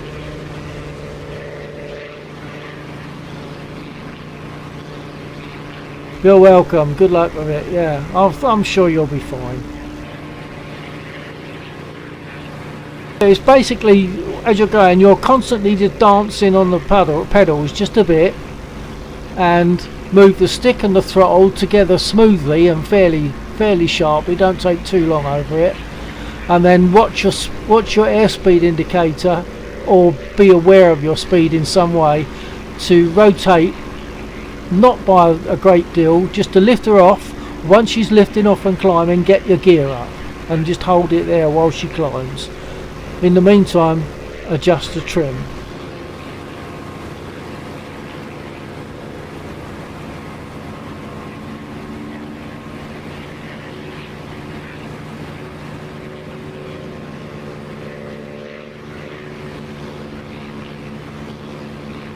So basically it's throttle up as if you mean it.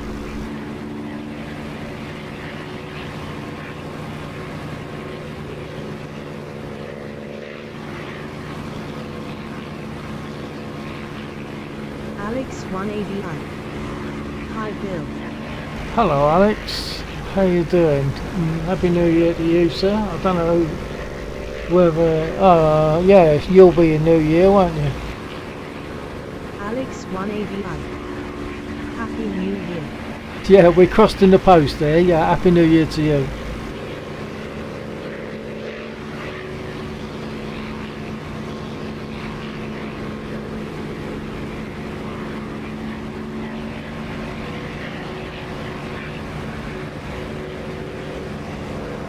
Don't worry about responding, Ghetto, but that looked good to me.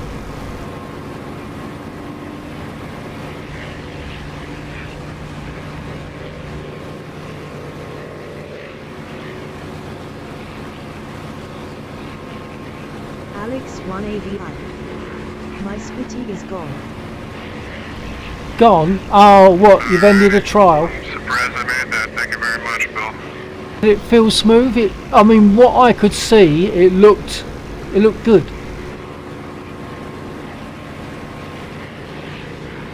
Just turn my volume down a bit. She is loud.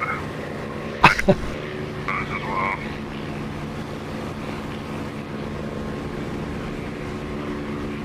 Was it smooth? It looked smooth to me from what I could see. Looked like a good takeoff. I had a little swirl in there when I saved it. I'm very surprised it was that smooth taking off the first go around there. Alex 1AVI. It's just the trimming Thank that you was very much. hard. Most welcome, sir. Most welcome. Well, yeah, but at least the trimming, Alex, is just a case of remembering the numbers. So it's like, for me, trimming for takeoff is nose down is flat, rudder is full right. Once you get airborne, the nose down goes to one division of nose up, and the rudder goes to the double D of the word rudder on your rudder trim to the 12 o'clock mark. So it's just remembering those numbers. And then after that, you can just see how it's going by itself, and just little nudges, little changes to get it right.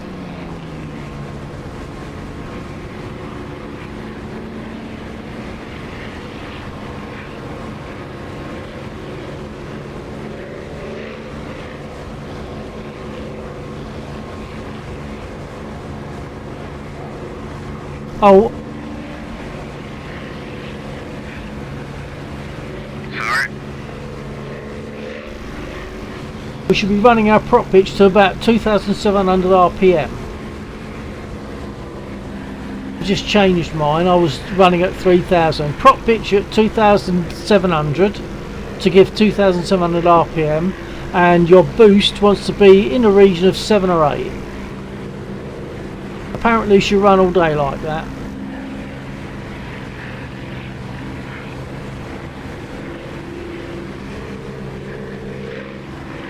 Where was the pitch, or the pitch trim you say for the prop trim, sorry?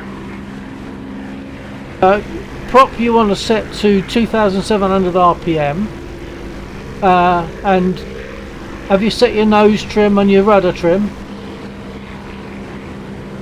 Yeah, I've done those two. Yep. Okay. So yeah, your nose trim is just fractionally over 1 division of nose up, and then your rudder trim, double D, to the 12 o'clock mark.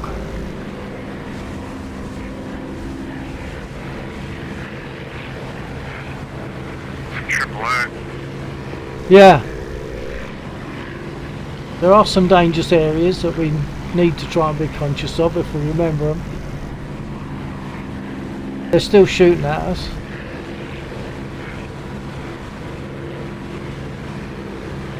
I was gonna figure out what I've set the gun reticle to. Let me find the prop trim keybind. Where's the location of the prop trim? Well, see, I've got two throttles on my unit. So the left-hand throttle, I set that axis as the prop pitch. So I don't know how you do that though.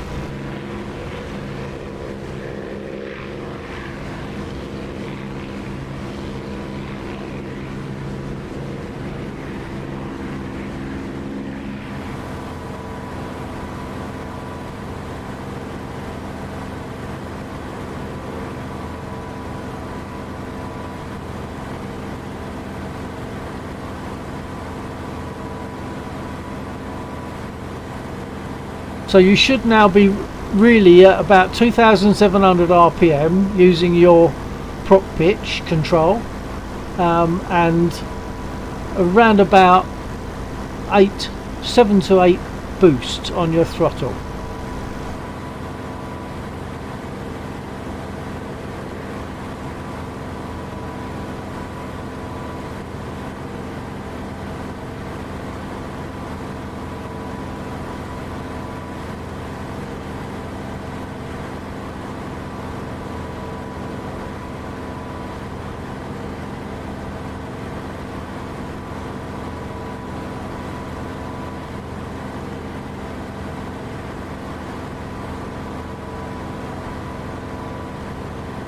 Still adjusting it a bit, but I'm roughly around that.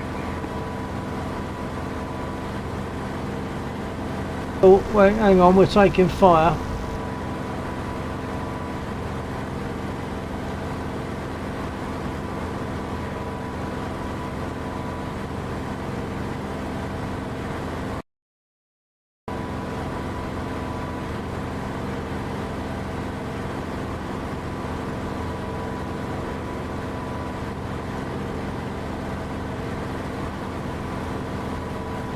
And at the bottom of your boost gauge there is a red area. That's an area you want to stay out of as much as possible if you go into it at all, only for brief periods of time.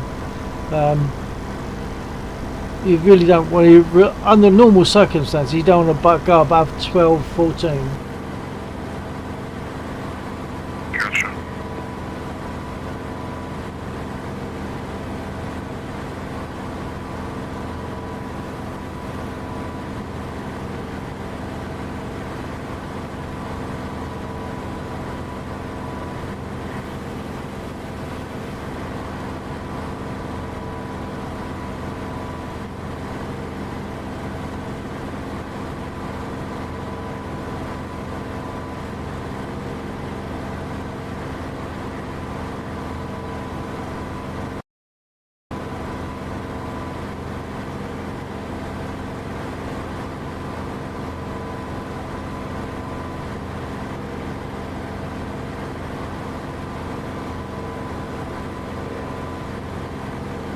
Coming up on your 4.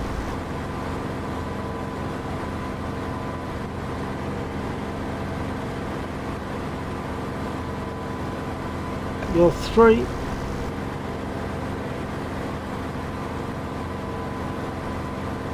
Looking good.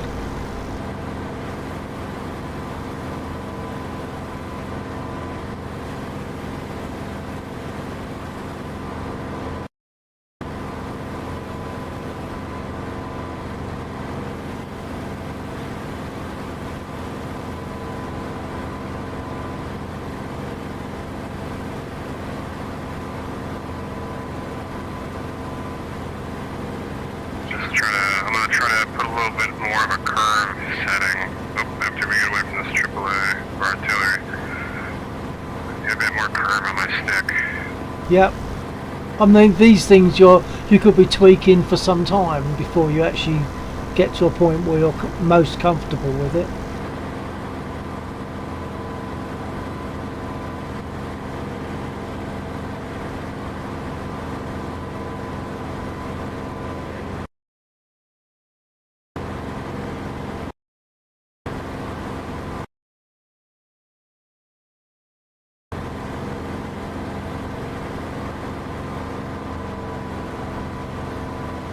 Was you able to set your RPM to 2,700?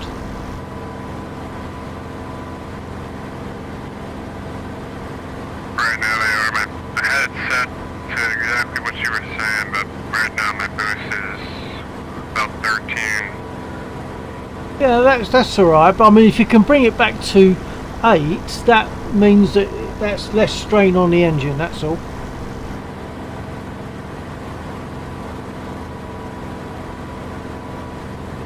And then you've got more grunt when you need it to engage enemy. We got 27 at 8 pounds to boost.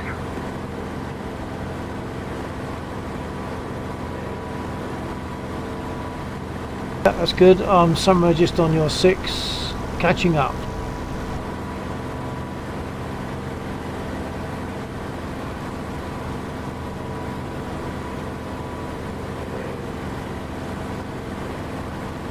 Didn't look, is your canopy open now? I closed it. Is there a seal of any type or just... No. Just shut it and done with it? No, that's all good, that's all good. You close the canopy after you've taken off, maybe adjust your trims, because your trims obviously I find them important to get those done as soon as possible so you're not fighting the aircraft natural trim, sort of trim them, then get the canopy closed and arm your guns, put your sight on.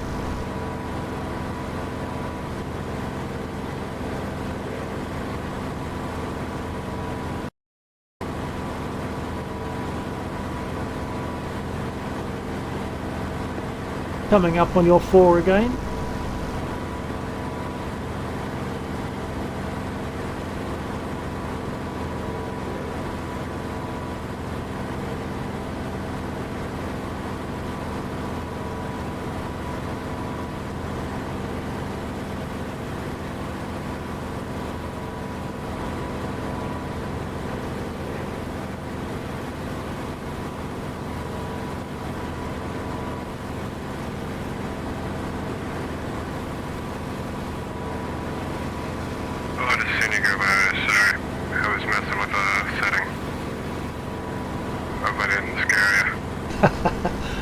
No, that's fine, that's fine.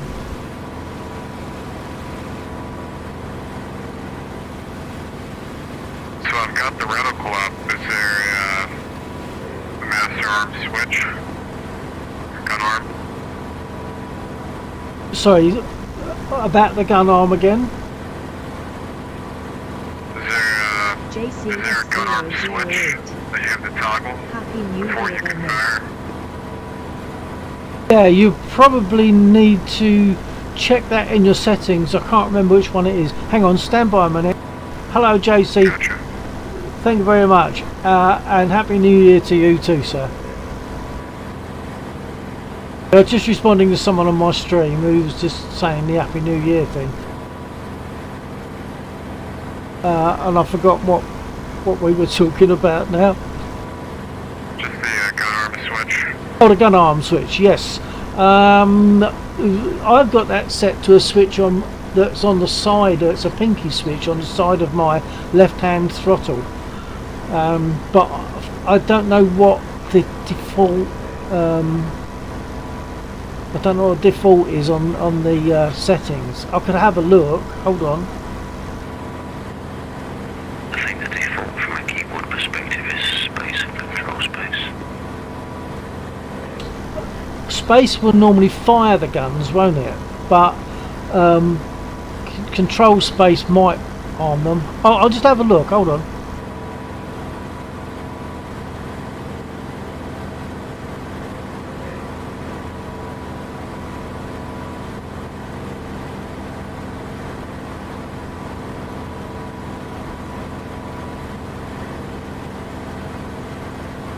Trouble is you can't fly the aircraft when you're looking at controls.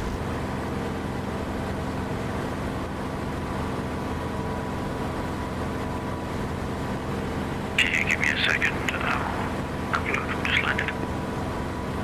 Oh, it's because I'm on voice chat.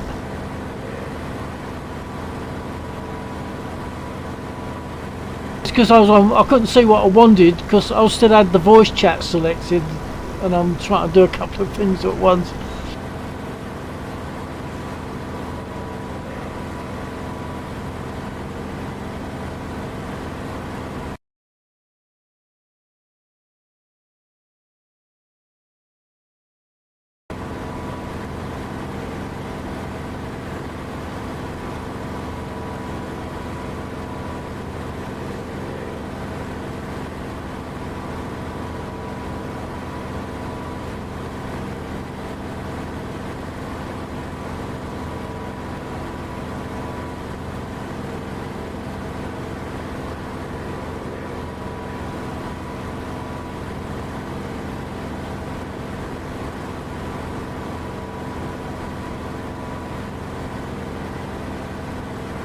Okay, for me, it's left control and P to arm my guns, but that could be that I've changed it.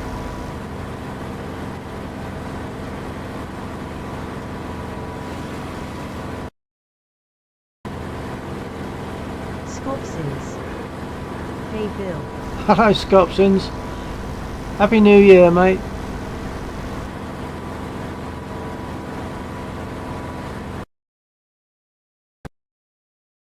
Scopsons. Happy New Year. Yeah, once again, we're crossed in the post. Happy New Year to you too.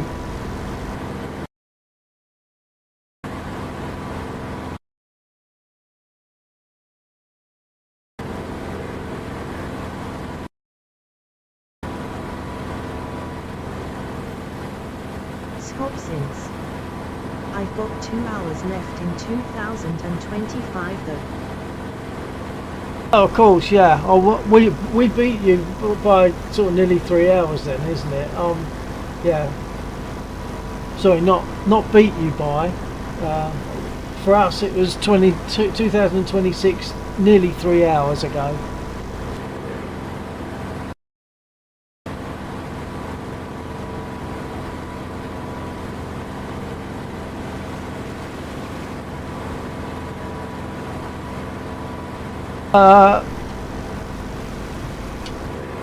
Ghetto, could you check your fuel because you might find you're getting low. I'm making a slow turn to the left. Oh yeah, I found it. Thank you. And whoever else was helping us out, thank you. Scopsons. Well, LLL, just take my sweet time. Take your time into 2026, yeah?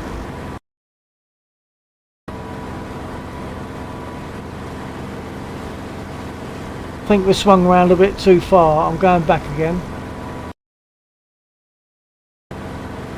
Gotcha, I'm on your 6 right now. Yeah, copy. I'll see you on the map. Oh yeah, I've got your eyeballs now on the 6. Scopsins. I was rushing earlier today and I cut my finger just like you. Had to get stitches. Did you chop it off or did you just cut it?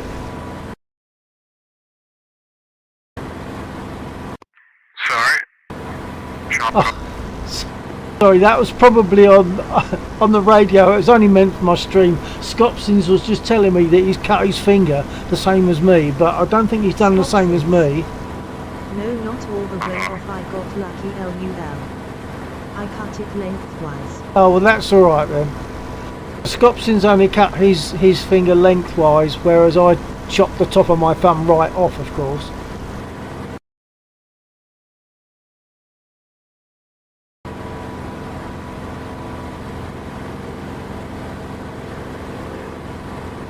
So we have 2 of them.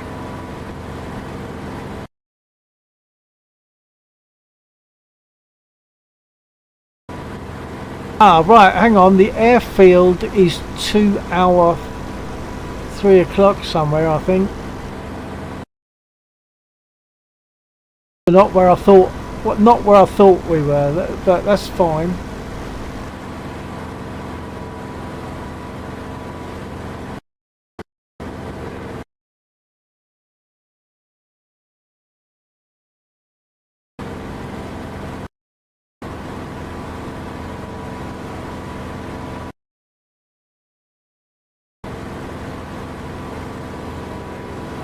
So now it's more important to watch our revs and our boost because we want to watch our fuel.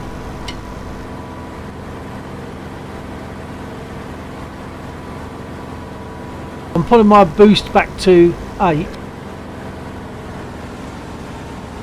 Gotcha.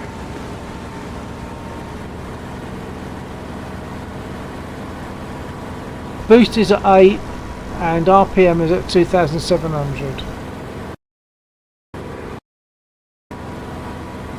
Flying pretty much straight down towards the airfield. Probably need to maintain roughly the altitude we've got now.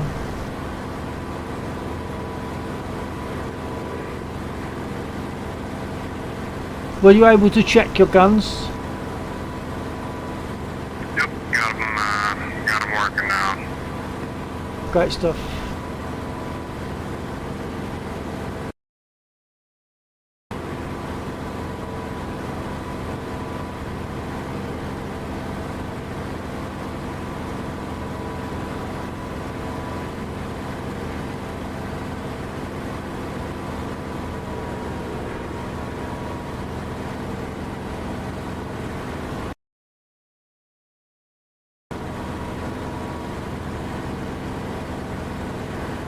We've still got a way to go. What's registering on your needle when you press your fuel level button? What are you showing roughly? Like what percentage across the gauge is it reaching? Still pinned all the way to the right. Oh, that's good. That's good. Mine is dropping. I've been in the air a bit longer.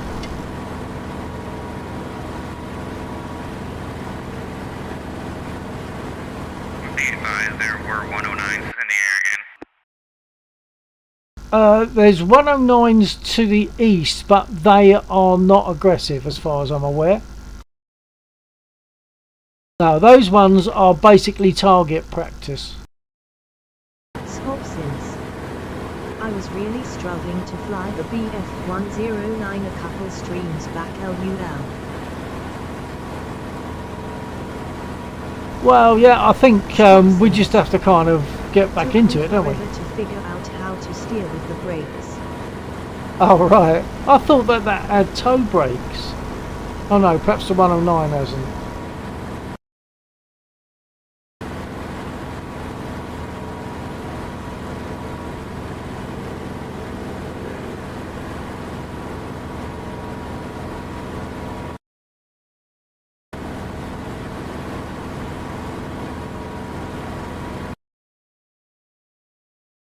Scopsins.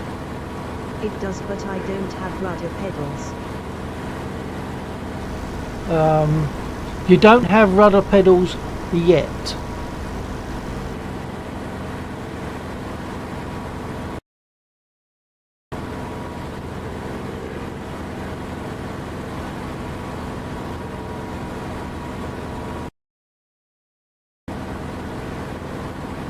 Scopsins. LOL. I'm sure you'll get them.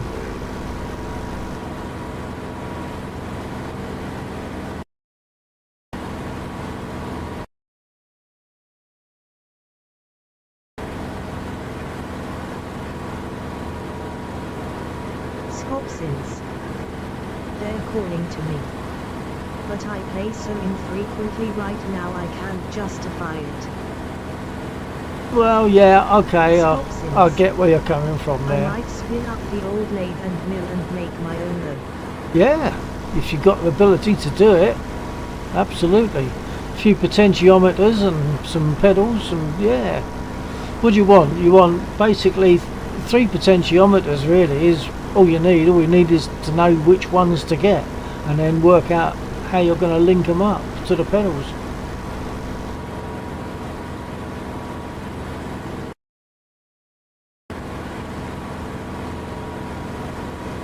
Scopsins. Blah.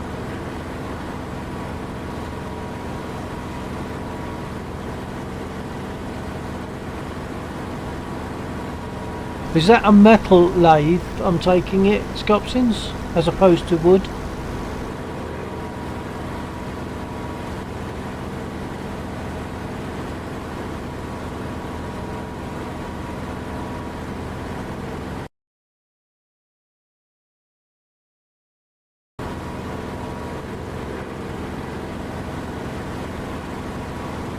Okay, I've got eyes on the runway.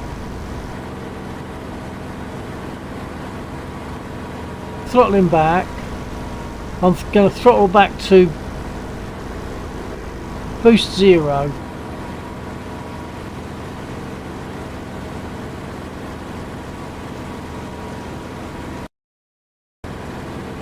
Got it.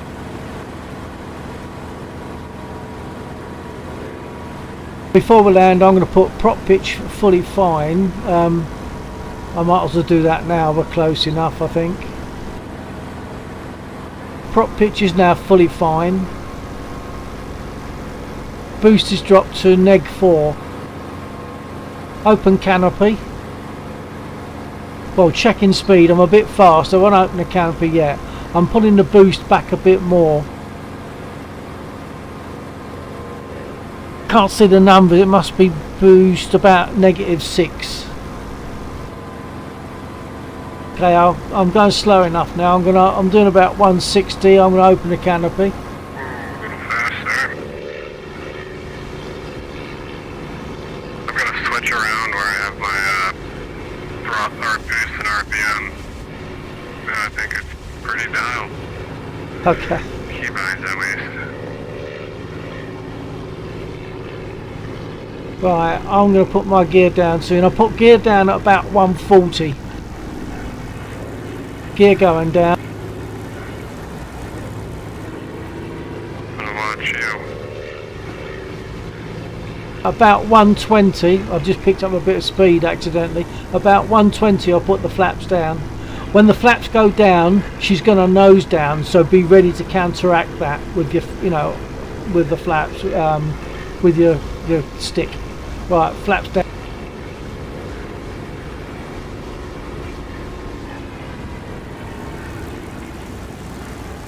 Get the horizon roughly level with where the it's difficult to describe that, where the superstructure meets the body, superstructure of your canopy meets the body. Get that in line with the horizon.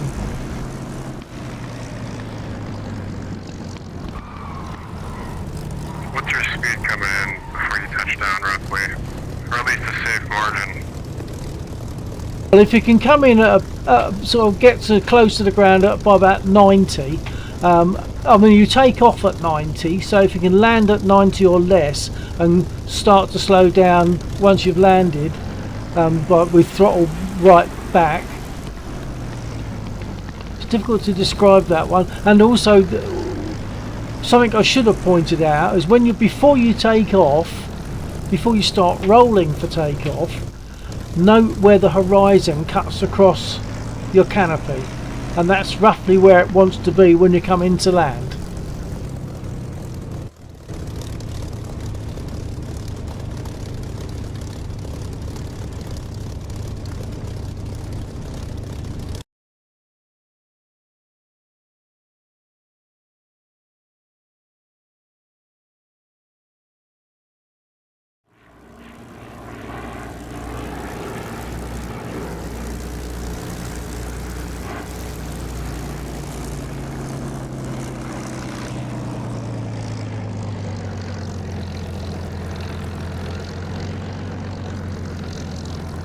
And if you're fast, and even if not, you want to probably get your canopy open, drop your gear at about 140, oh, your gear's down, that's good, and flaps at about 120. And the thing I was told is when you're landing, it's like try to fly as low as possible for as long as possible, and only very gradually let yourself go down, and keep that horizon mark where I was saying. So the horizon wants to be cutting across your canopy view where the canopy joins the body.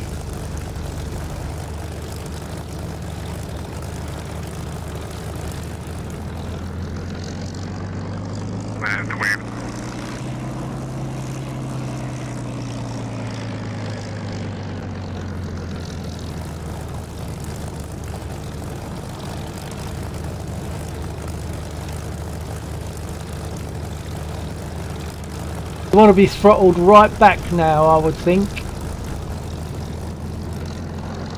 it might be a go around here. Okay. Okay, if you go around, put your flaps up. And your gear. Might as well. Scott says he's going a little long, lol. Yeah, he's just getting to grips with the spit at the moment. He's just made a very nice takeoff, so I'm pleased with that. But he's just getting to grips with the spit, and as we know, the spit can take a little more work, but with a few guiding points, it works better.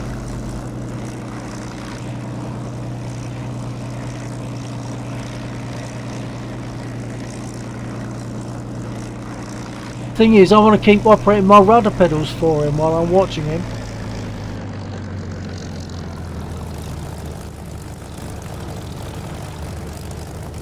Right, now just in case you forgot, don't forget to get your gear back down. Oh, read my mind, you read my mind.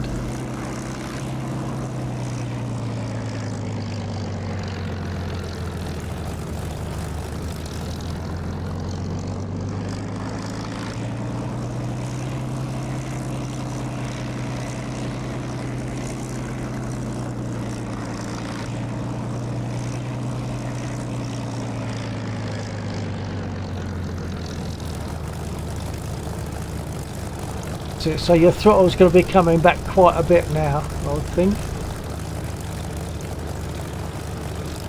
And they, whoops. Too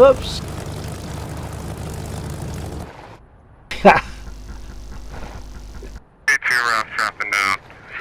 I thought I was on the ground when I popped the flaps up and it brought the nose up real high. I was like, oh,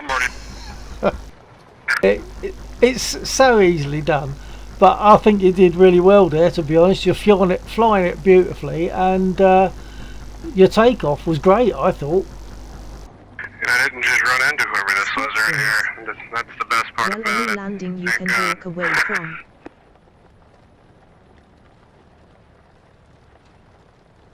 I don't know how much momentum you got. You might need to. Oh, you are curling off. Let her roll now towards the edge. You'll leave the runway clear if you're lucky. if you got enough momentum. Not quite. Yes, Scott, since any you can walk away from. And I think she'll be alright.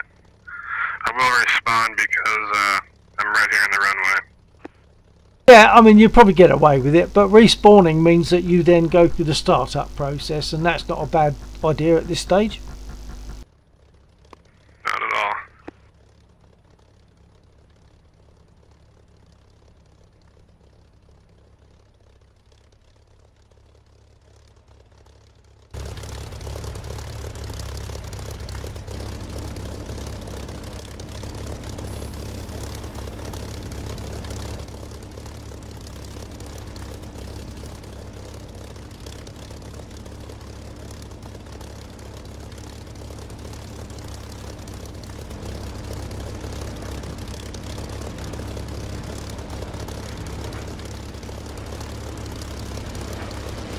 Well, I don't need to get...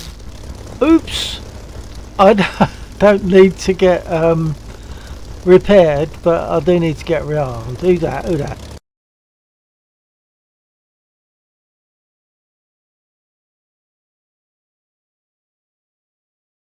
That was Laxor doing the ground aerobatics then.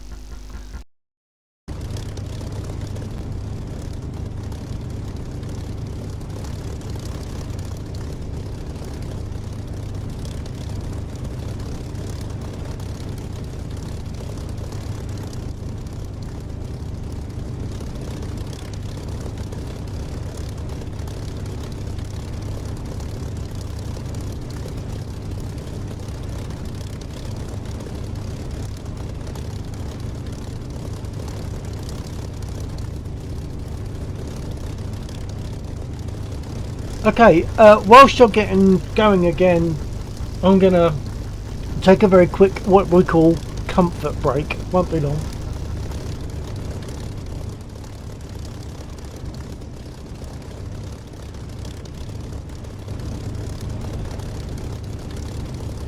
Ghetto zebras. Maintenance wouldn't be too happy about that, but he'll take it for a first go. XD. Ghetto zebras. No problem. Maintenance, well, let's face it, if we didn't do things like that, we wouldn't need maintenance as much, would we? So they must be grateful for it in a way. Right, I'll be back very soon.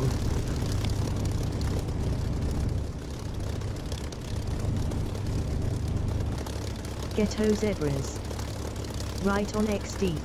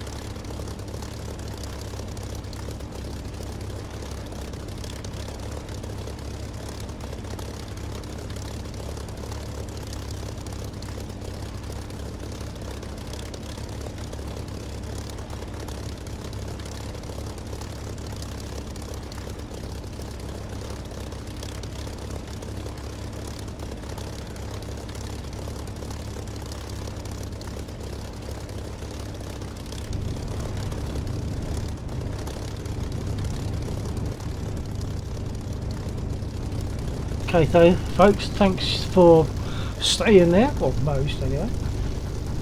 I'm not sure what the status is at the moment. Let's take a look at the map.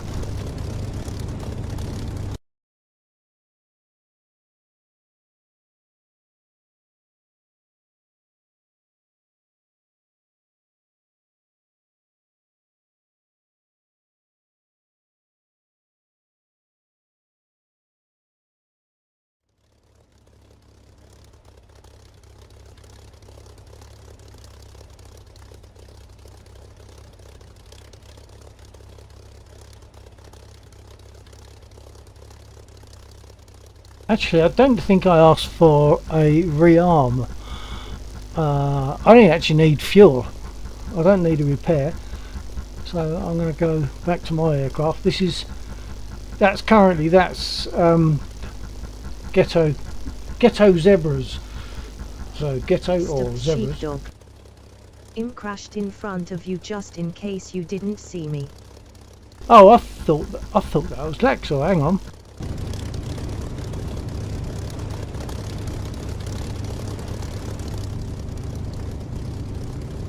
Okay, for some reason I thought Lexor came in on a P51 badly.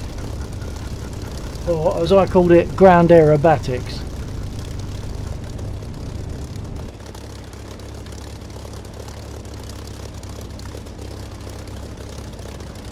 So yeah, no problem. Yeah, no problem, sheepdog.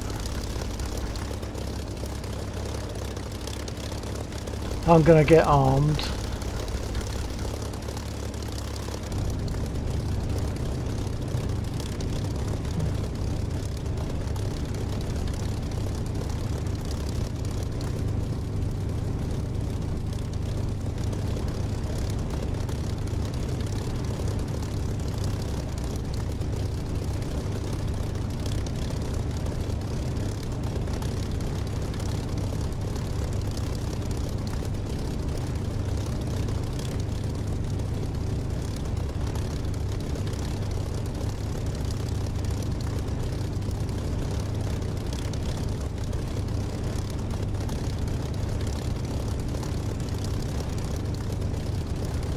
Request refueling. Request rearming. Copy.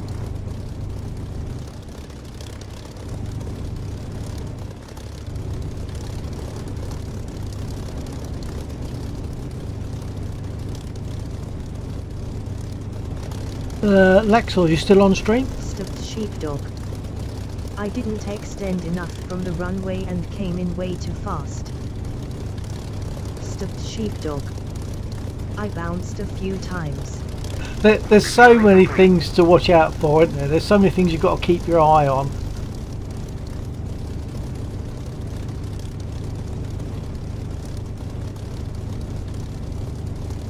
But for some reason I thought that was Lexor. Where's he? What's he up to? Hang on. Oh, Lexor's got an A10 going now.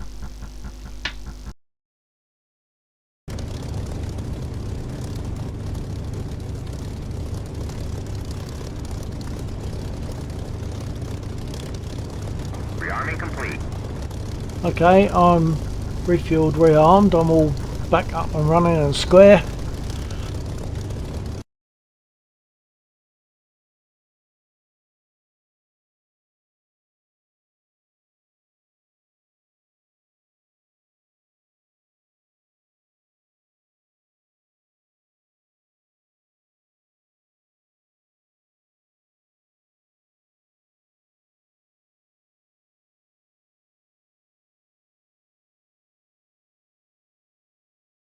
Okay, I'll advise Lexor. I'll go on to 124 for that, assuming he's on 124.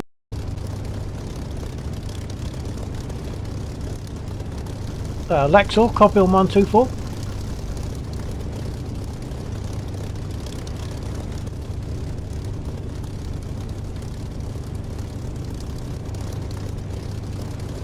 Maybe he stayed on 135. Let's try that.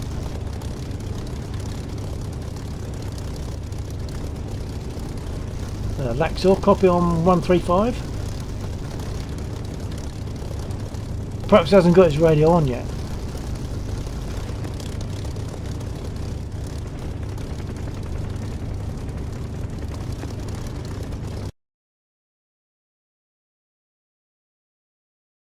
So we have Yeah, Perplex receiving. in.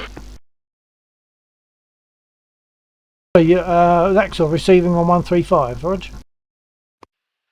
Yeah, receiving. Copy. I can't remember what I was going to say. Oh yeah, just to advise or remind, I'm static on the south edge of runway, just before centre of runway in distance terms, but on the southern edge as you take off.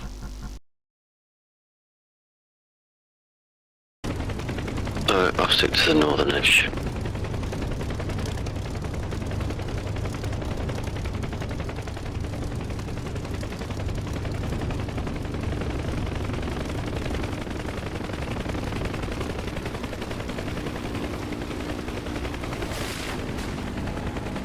Pleased to report that that Ghetto had a very nice takeoff. Not quite such a successful landing, but a walkaway landing. But a very nice takeoff. It's done well.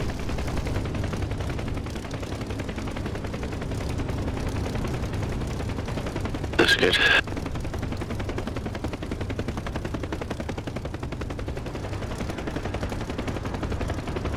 Many thanks to you both for joining the server. I am going to head out. I want to try the Normandy map. Roger that, sheepdog. Take care. TTFN. Sorry, Laxel, could you repeat? I was receiving a message, an audio message, so I didn't catch what you said. Just extending a thanks to folks for joining the server. Oh right, yeah. We've got a few in here at the moment. 5 maybe.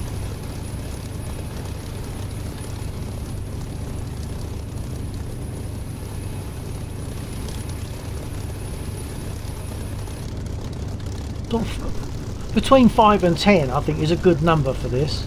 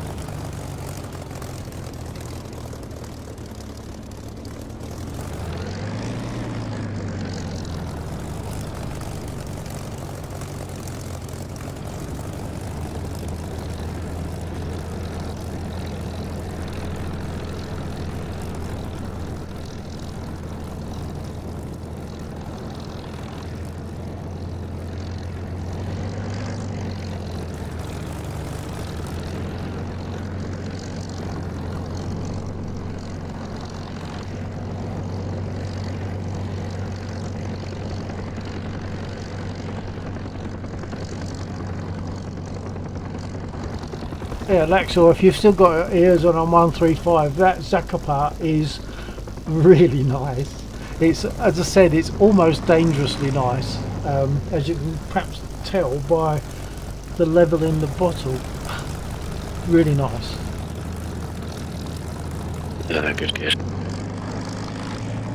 It's a name that I keep seeing, and it had good reviews, so that's good to hear.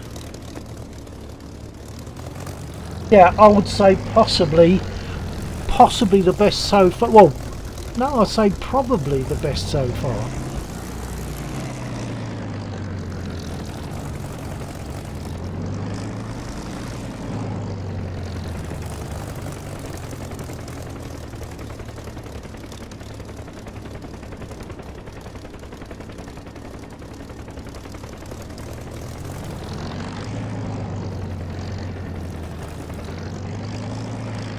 So for the sake of viewers, I'm observing ghetto zebras and attempting to assist as well. He's fairly new to the Spitfire in DCS. He just did a lovely takeoff earlier on, and flying was no problem at all for him. Landing was a bit more of a problem, but it always is, especially to start with. And to be honest, my landings just lately have been atrocious. So it depends on perhaps all sorts of things as to what affects it really. Hang on, I'm just trying to think where I am. The direction you're taking off, hold on, the direction you'll be taking off Ghetto is going to be towards me. I'm on the south edge of the runway, so to your left as you take off. So if you go quite firmly over to the right hand side, that'll be a safer, but you should be airborne, to be honest, before that time anyway. Gotcha. Whoa, shit.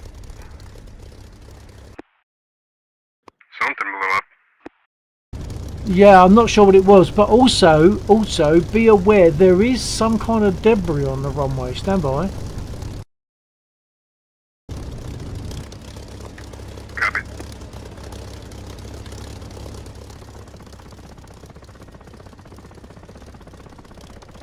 Yeah, in the centre of the runway to my 3 o'clock, so north of my point, the centre of the runway, there is helicopter debris.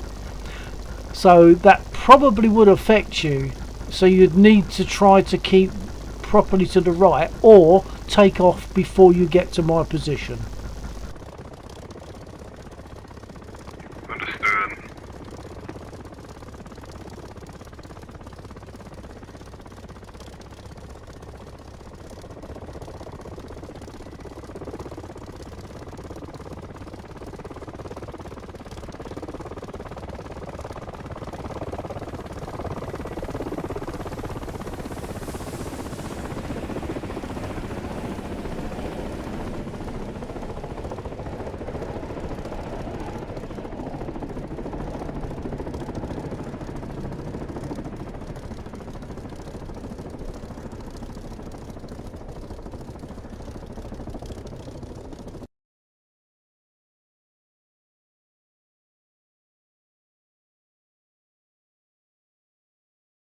I see you're doing the sensible thing there, Ghetto, of going towards that end of the runway to give you more room.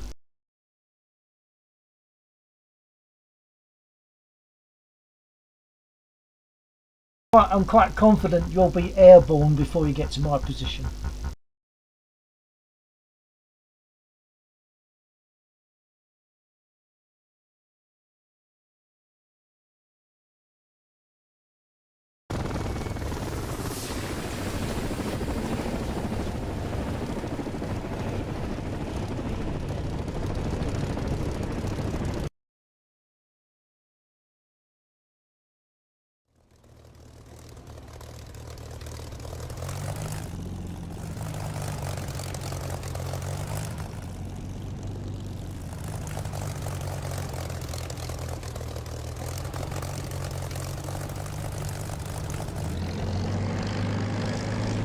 So once again, we're watching Ghetto Zebras in his early times in the Spitfire and doing really well, I think.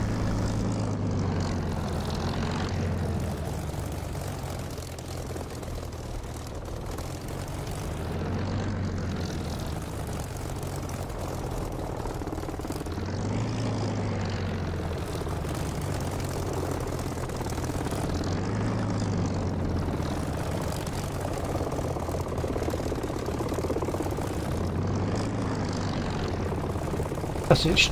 Straighten up your tail wheel. That's looking good. Still slightly bent.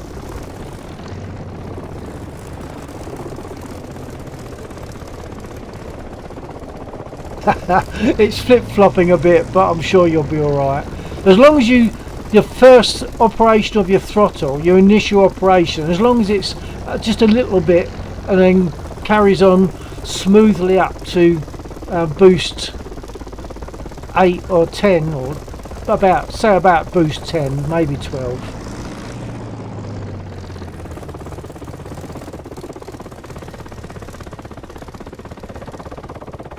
Got your trim set.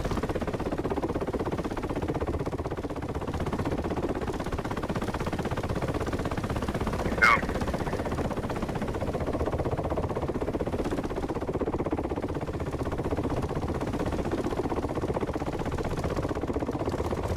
And the trims can be really important on the Mosquito as well.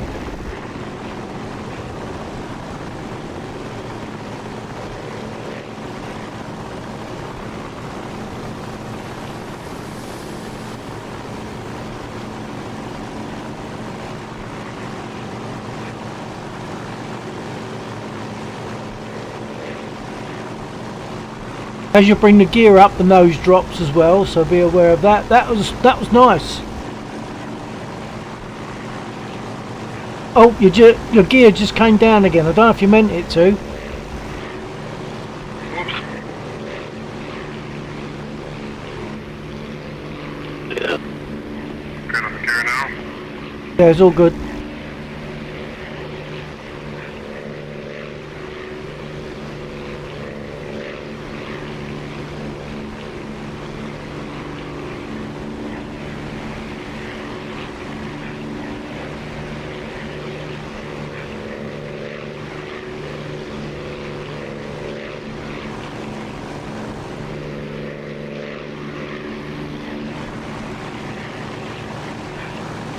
Alex 1ABI. He's got a little convertible.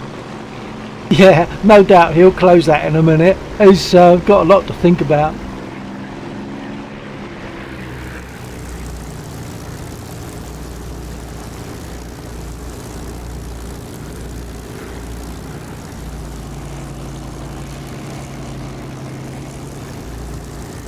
He's done well though.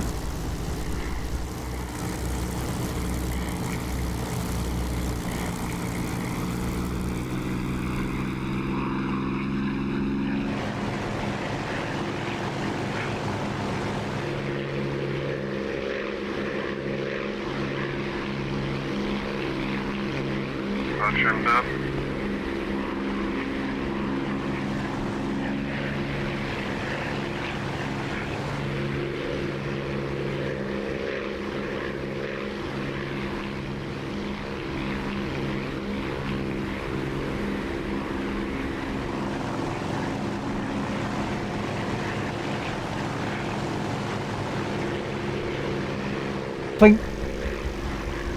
I think the convoy's having a go at you. Oh, maybe not, but there's certainly something down there firing at you.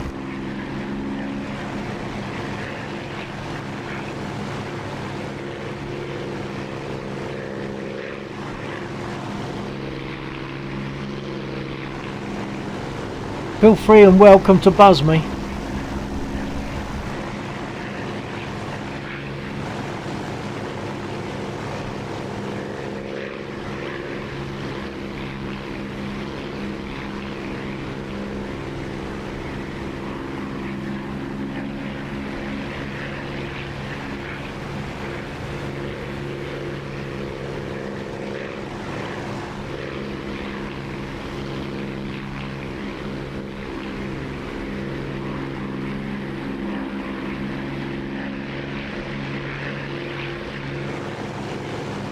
You look as though you're feeling very comfortable flying that. It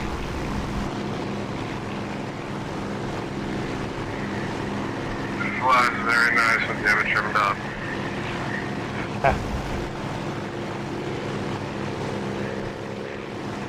I'm loving it, man. Thank you so much.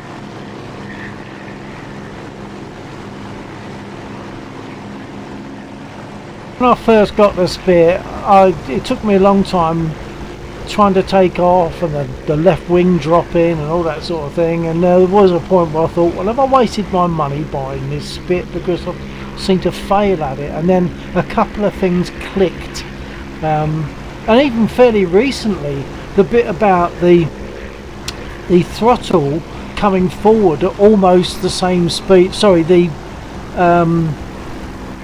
stick coming forward to its normal position almost at the same speed as the throttle going forward.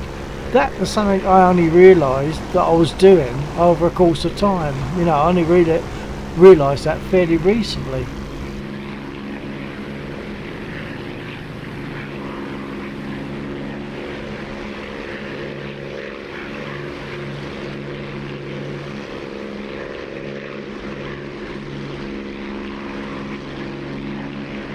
Now, if you fancy a little sortie, south of the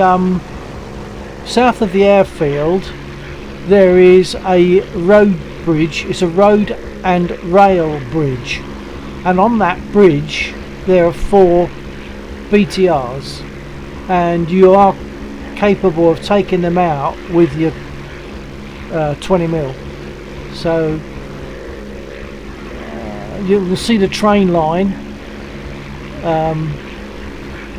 and if that train line goes to your left towards the bridge. So if you fancy that, that's a nice little test of your guns.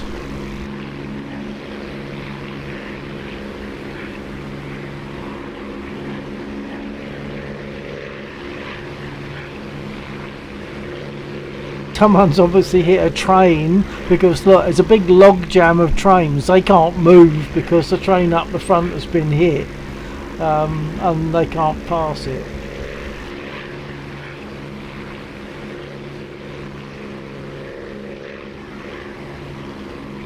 Okay, I'll jump in mine. Sorry, trying to figure out what I set this key back to real quick. I didn't catch that. Try again. Checking to see what I set this key back to real quick for the weapon. Alright.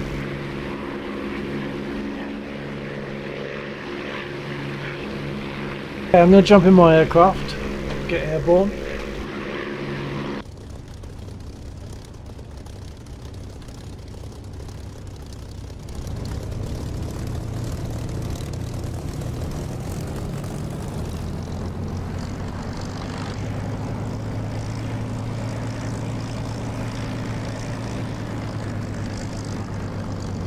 Gotta set my trims.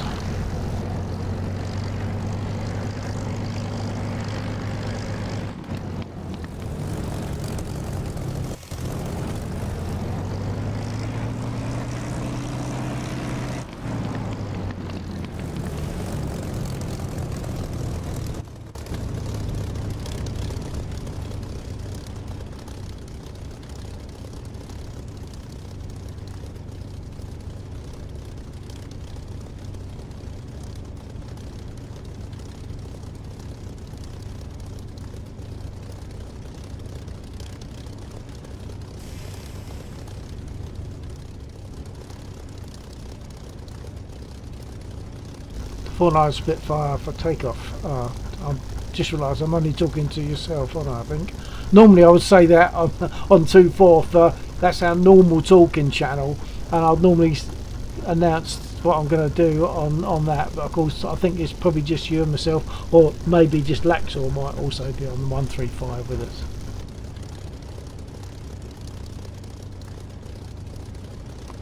Yeah, I'm here, but I think I'm not sure if Eplex is. No, he's probably not. Right, okay, I'm taking off anyway.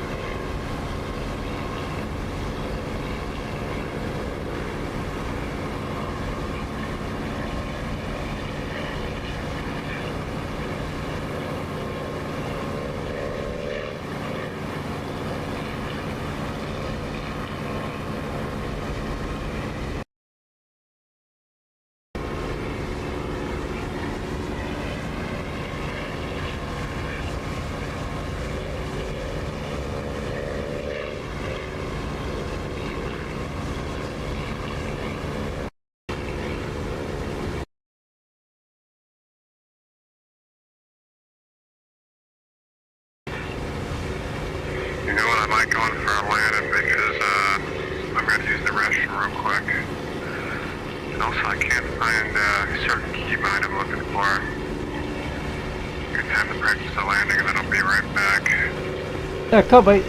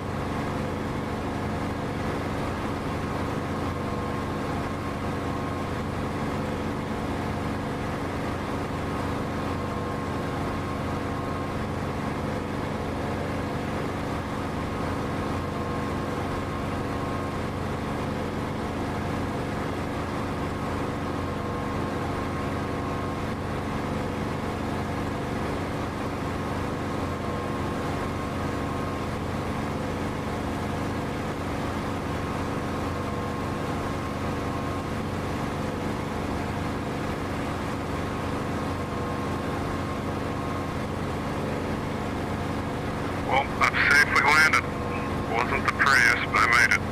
I'm fully intact. I was just going to say that looked like a non-destructive landing, which is great. A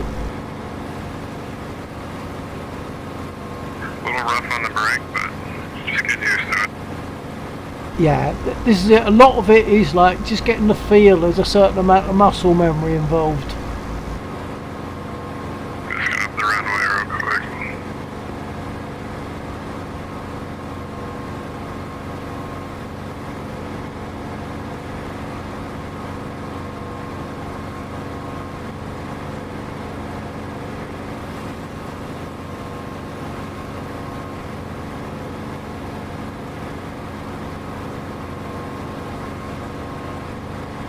Time for a buzz. Here we go.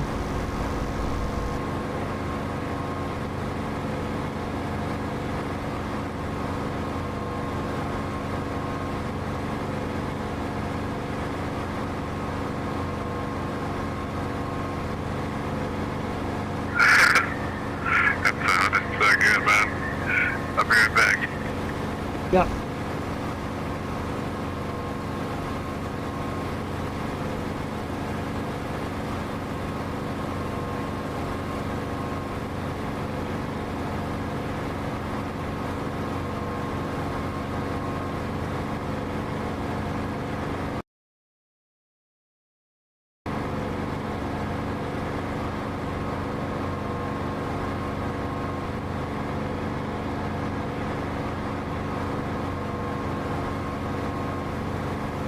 It looks as though it was probably a very good landing, judging by the way you're nicely controlled in the centre of the runway there, Laxor. Yeah, it wasn't too bad.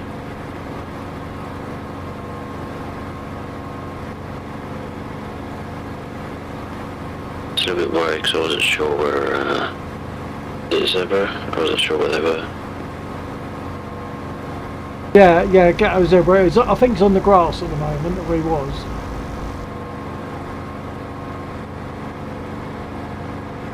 Just south of the runway itself. He got a good landing. At least a non-destructive landing.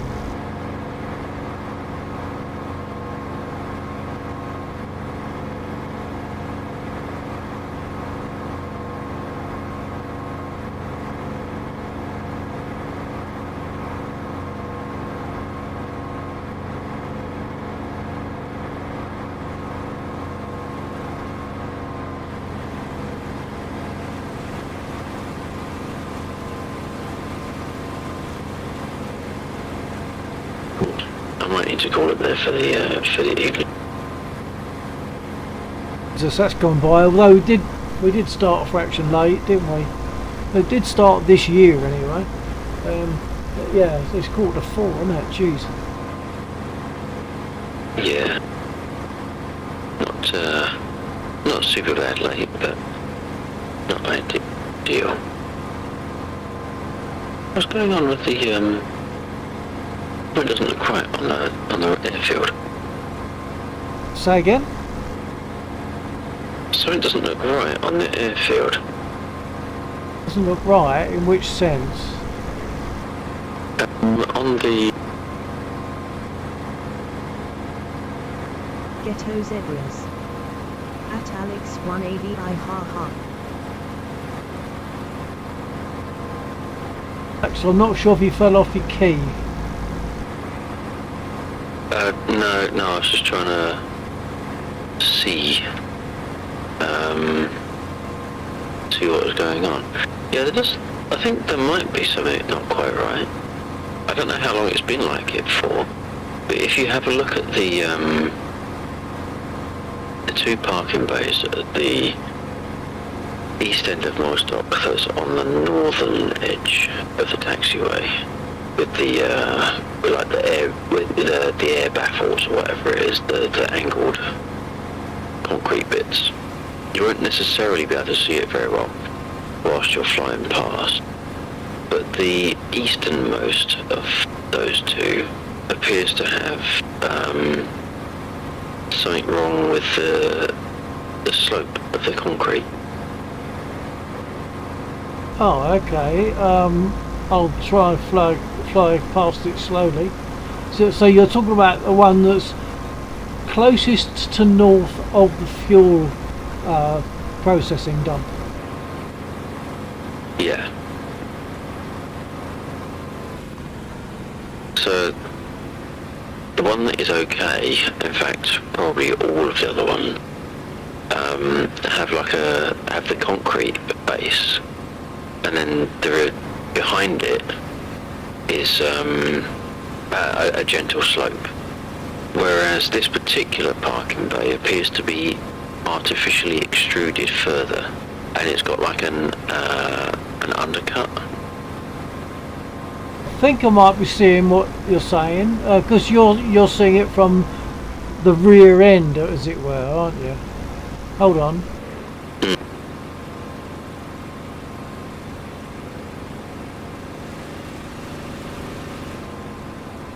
We'll check the other one similarly.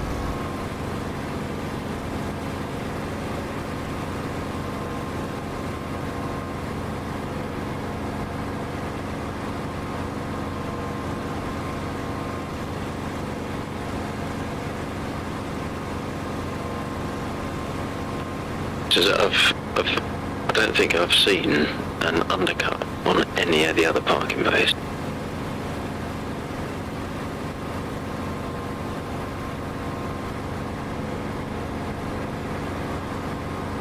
Okay, I'm just making a turn. Come and take another look at the other one.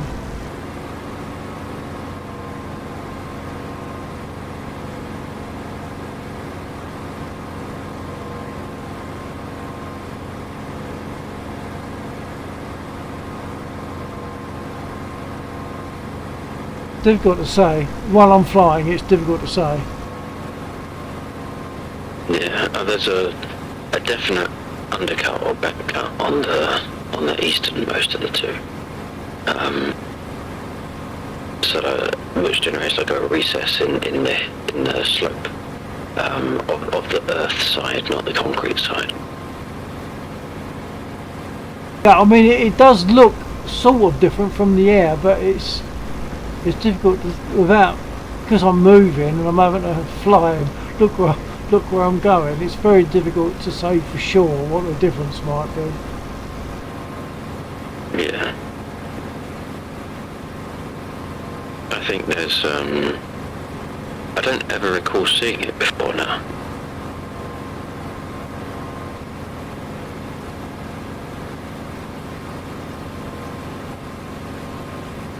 It does seem different, but it's difficult to describe how it's different.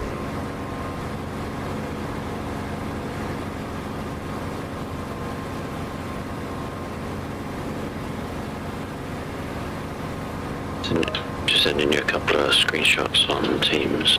Okay.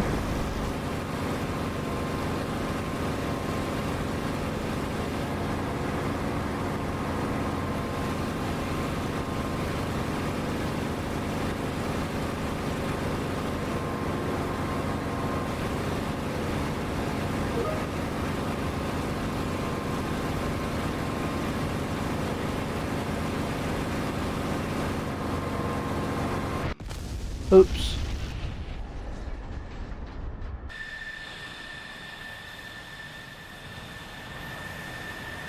Too much looking on Teams for me. Are you still on my stream, Alexa?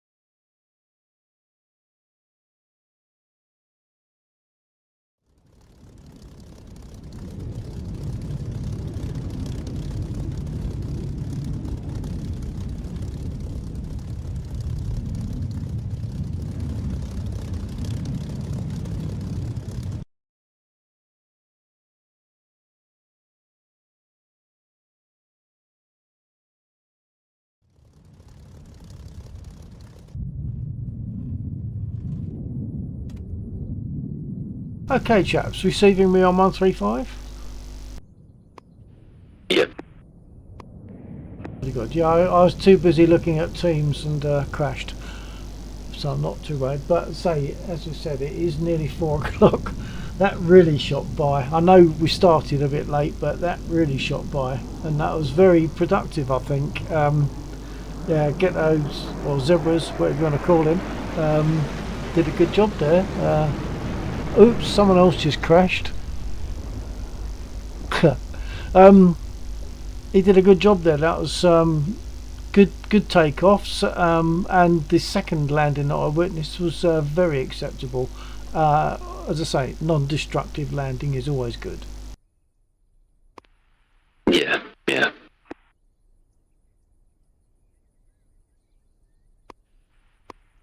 And I'll call it there.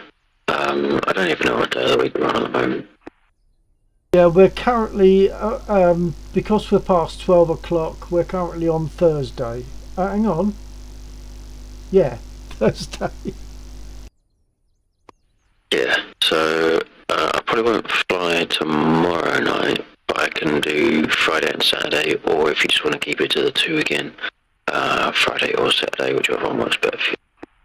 I'm trying to keep it to 2 because I always end up going to bed at 6:30.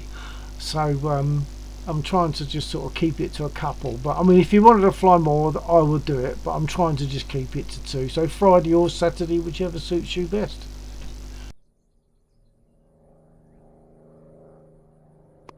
I'm not sure if you either came off your key or possibly came off DCS, but not receiving.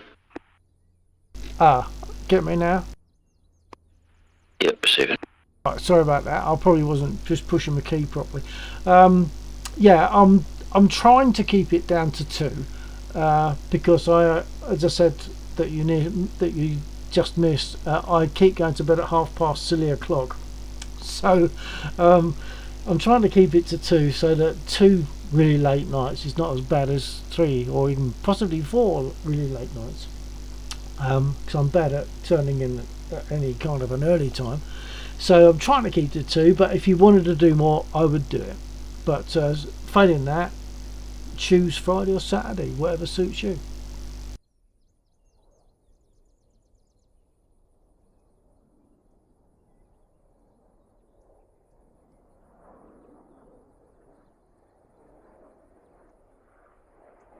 Ghetto Zebras. Thanks again for the help, Bill and the other gent. Happy New Year. You're most welcome. The other gent would have been Laxor. He's the one who created the mission that we fly in. Oh, no, it wasn't you, it was me this time. Okay, hang on. Yeah, so go for Friday and then we'll see. Play Saturday by ear. Yep, that's all good. Yep, okay, we'll catch you Friday then. Alright, you take care. Roger, TTFN. Yes, so Ghetto, yeah, the other one who you just heard there, that's Laxor. He created the mission and he's done a really nice job, I think. There's a number of nice little features about it. We can mark targets. A lot of the stuff on the map is not marked. So we have to find it because it shoots at us, and then we can get a little red reticle over it and mark it so it then appears on the map. That also puts a radio announcement out to others that something's been marked on the map. And when we destroy stuff, sorry if I've already said this, but I'll just say it. When we destroy stuff, whatever we destroy leaves behind a crate, and that crate can be processed by this airfield by being picked up by a chopper, be brought back to this airfield and processed as ammo or as fuel. So there's a few really nice little features that Laxor has worked hard to get going. So very good job. And as you know, we're very free, easygoing, and as hopefully you've found tonight, always, wanting to help.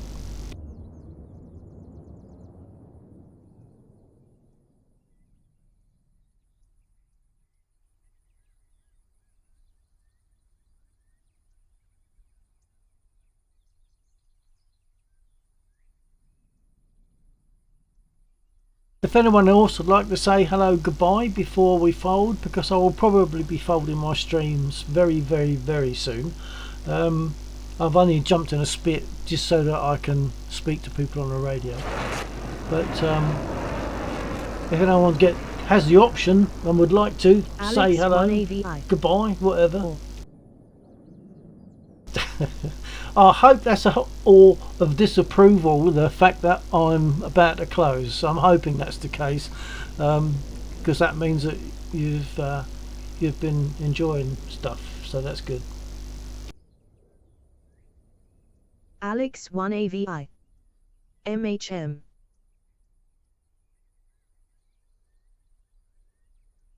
MHM. Now I'm not sure if that's an abbreviation or just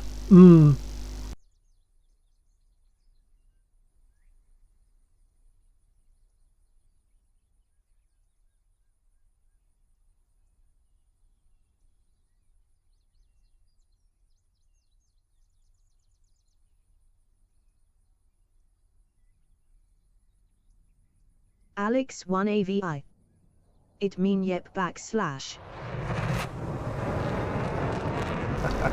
Okay, right, so I'll give it a little while just in case anyone else wants to say hello, goodbye, because I know there's a few seconds delay between me speaking and you receiving, so I'll give it a few seconds in case anyone wants to say a quick something, and then later on I'll be closing this, or very soon after that I'll be closing the stream. Alex 1AVI. Have a good one. Scopsins. Thank you, sir. You on the way out, Bill? Alex 1AVI. I pretty much yeah, Happy New Year, Alex. Happy New Year. Scopsins, yeah, I am pretty much on the way out. I mean, it's just gone 4 o'clock in the morning for me, so oh dear, he's not going to walk away from that. So yeah, I'm pretty much on the way out now, sir.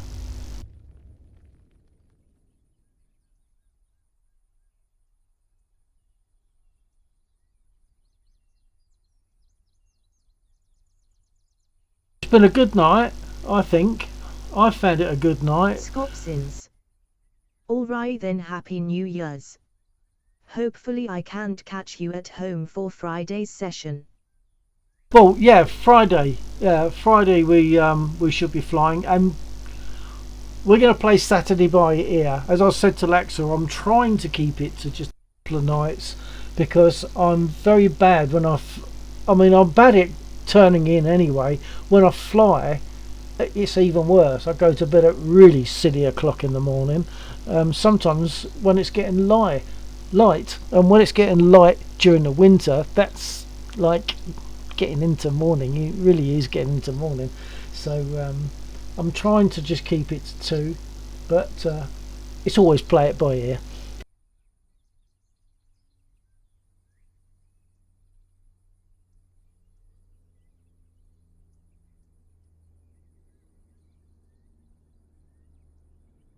And Scopsins, yes, happy New Year to you too, sir.